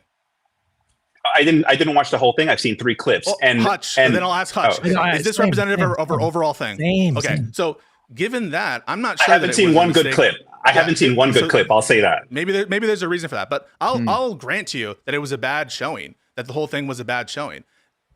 To me, like, is that the most important aspect of who I want to be the leader of the Democratic Party? The answer to that question is no. The answer to that question is fucking no. How many times, by the way, have we seen politicians flub up answers, not be domain experts in given areas? I would vote for someone like AOC or someone who's more domestic focused for those strengths. And I would hope that they would shore up their other bona fides through the course of experience. And that, by the way, was something that was done with Obama. Obama was noted to be inexperienced, and sometimes that actually did show. And you know how he shored up his inexperience in foreign policy? He picked Joe Biden. Joe Biden, who does have domain expertise in foreign policy, who was on those committees, and contrary to Hutch's view that every congressperson is wheelhouse is everything, actually did have some specific expertise there. What I'm saying is, let me clarify. I'm not saying this is disqualifying. Like, I didn't watch this and think, oh, I could never support her, in a primary or a general. Like, that's obviously not what I'm saying.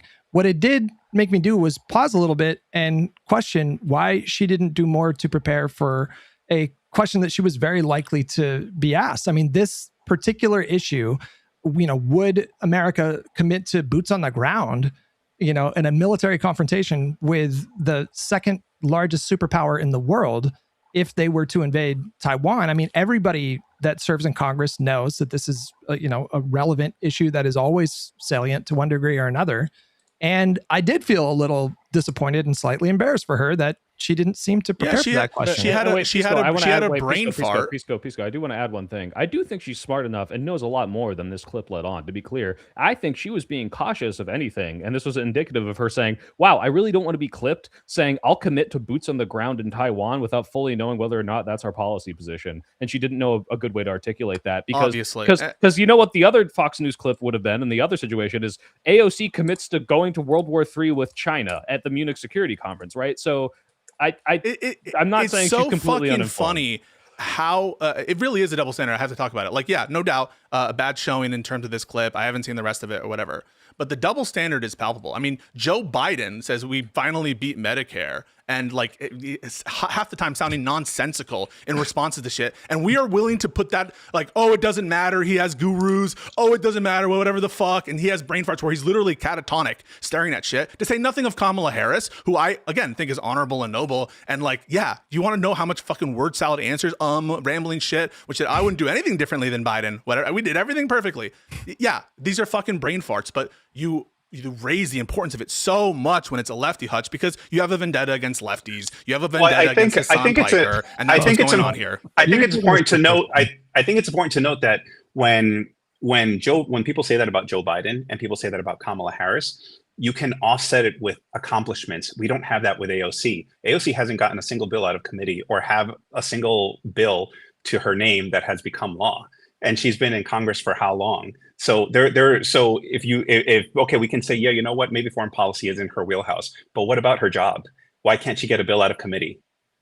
Yeah, no, that's fine. She hasn't had executive experience. She also hasn't been there as long as Joe Biden did when he got into executive power with the vice presidency and then the presidency. That's not what we're talking about. What we're talking about is how much you're going to read into a brain fart or a misspeak. And it's fucking embarrassing that we would. Well, it's not about reading so much into it. It's just that, okay, like we could chalk it up and say, you know what, maybe she wasn't prepared at that moment, or maybe she just had a little brain fart, or maybe she just didn't want to be overly committed to a particular position. We get that. But then my follow-up is like, okay, but what do we have that to balance with? What accomplishments does she have where we can say, okay, you know what, this was just a fluke because she has these other things to lean on. We don't have those other things to lean on.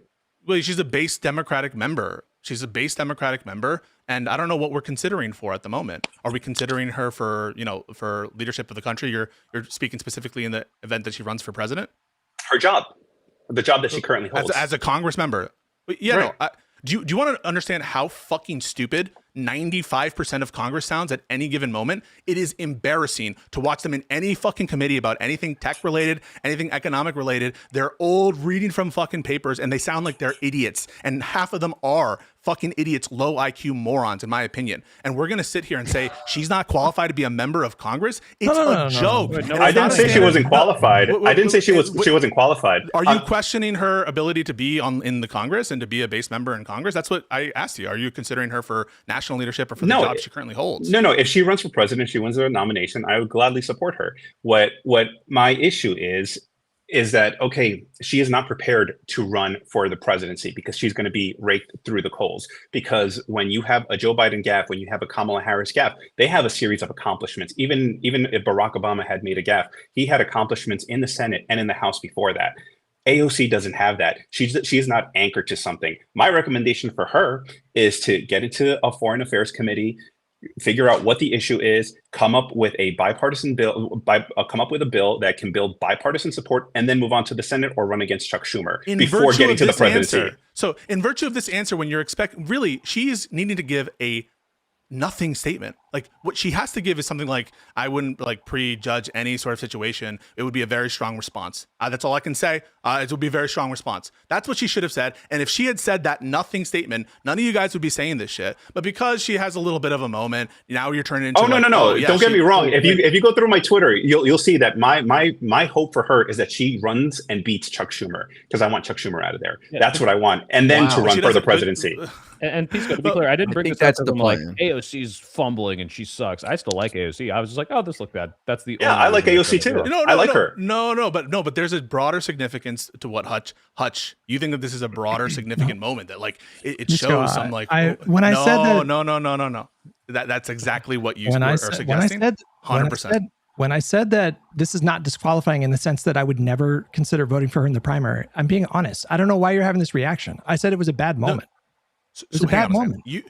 You are suggesting that this is like calling into question her bona fides. I mean, really, to me, this is a nothing moment. Who the fuck cares? You flubbed on some nothing answer to a question that no one expects to be a straightforward answer. I'm going to be honest. You go to these conferences just to like talk at each other. I think this particular issue, or the question about how far America would go to protect Taiwan, this has been a very important issue in terms of geopolitics for decades. And so the idea that, she wasn't prepared for that did make me pause for a minute and go, wow, that's not the best moment that she had.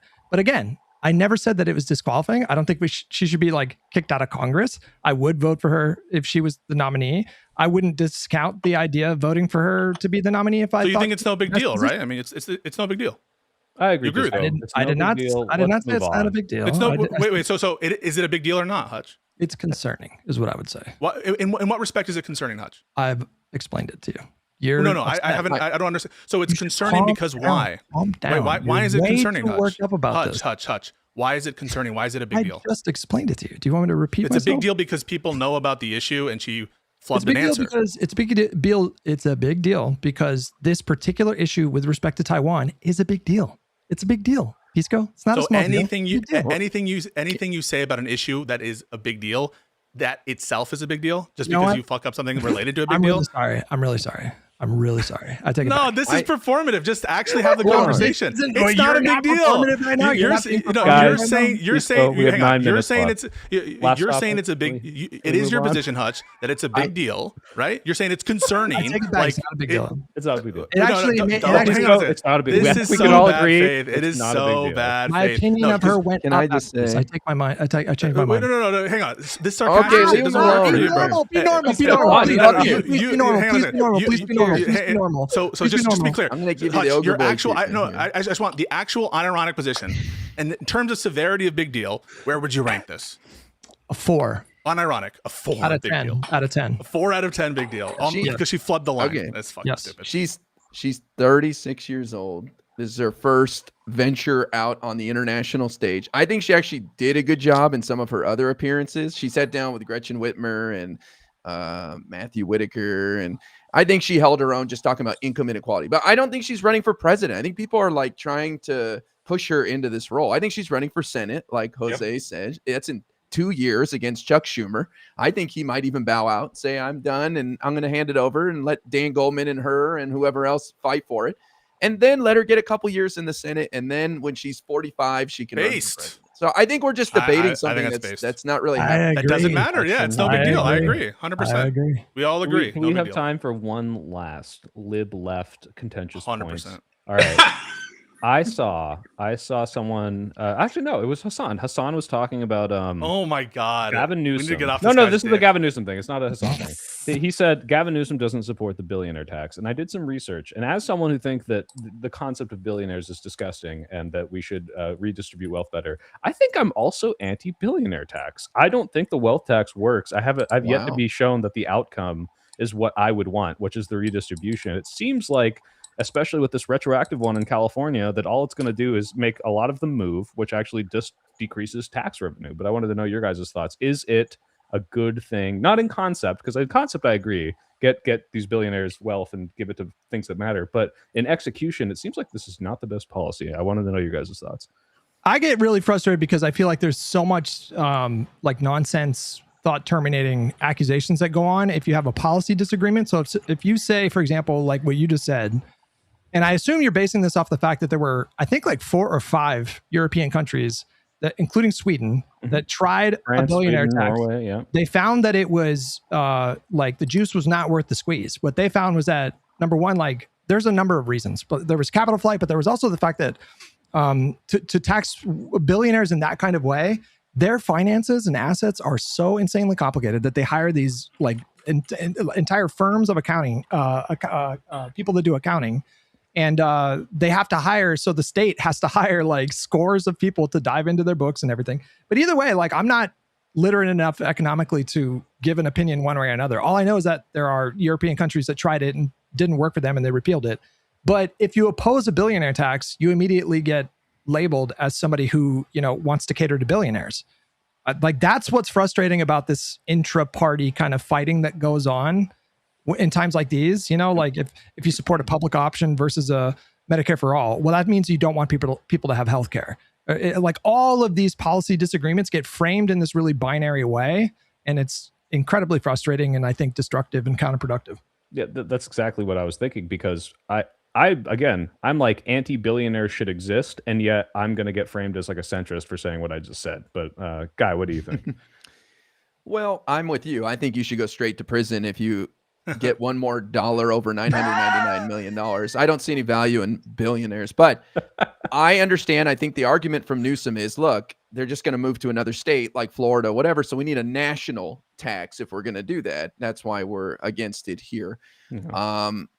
You Well, know, part of the I means, think Dan Goldman, congressman from New York, has a good idea. He calls it the Robin Hood Act, and it's to tax the loans that billionaires take out on their portfolios. He says it can generate about $40 billion. So I think maybe we should focus on stuff like that first. That's a little more palatable than going after unrealized capital gains. Yeah, loans, land taxes, more on the companies. Like I'm for the taxes. I just want something that works. Jose, what do you think?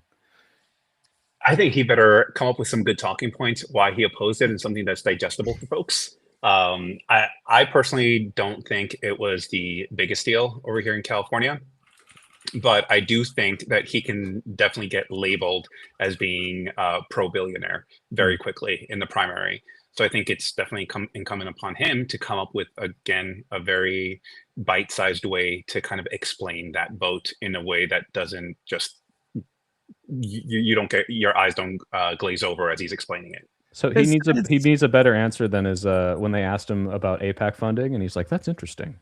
Yeah, he definitely needs a better answer than that. That's an interesting question. To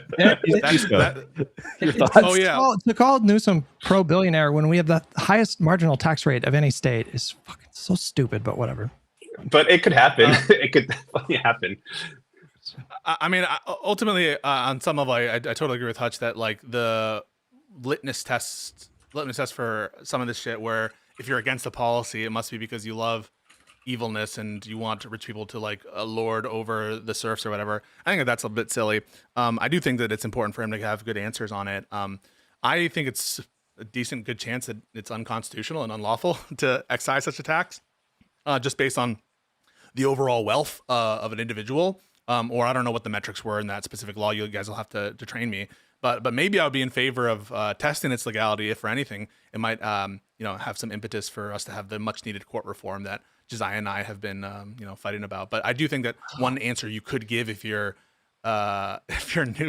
Oh, did you just get an idea, Hutch? No, we didn't even talk about it. But Obama came out and was pushing for Democrats to get rid of the filibuster. Oh yeah, that was based. I don't know. Maybe we save that for the next one. That gave a permission structure for us libs, of course, to support it.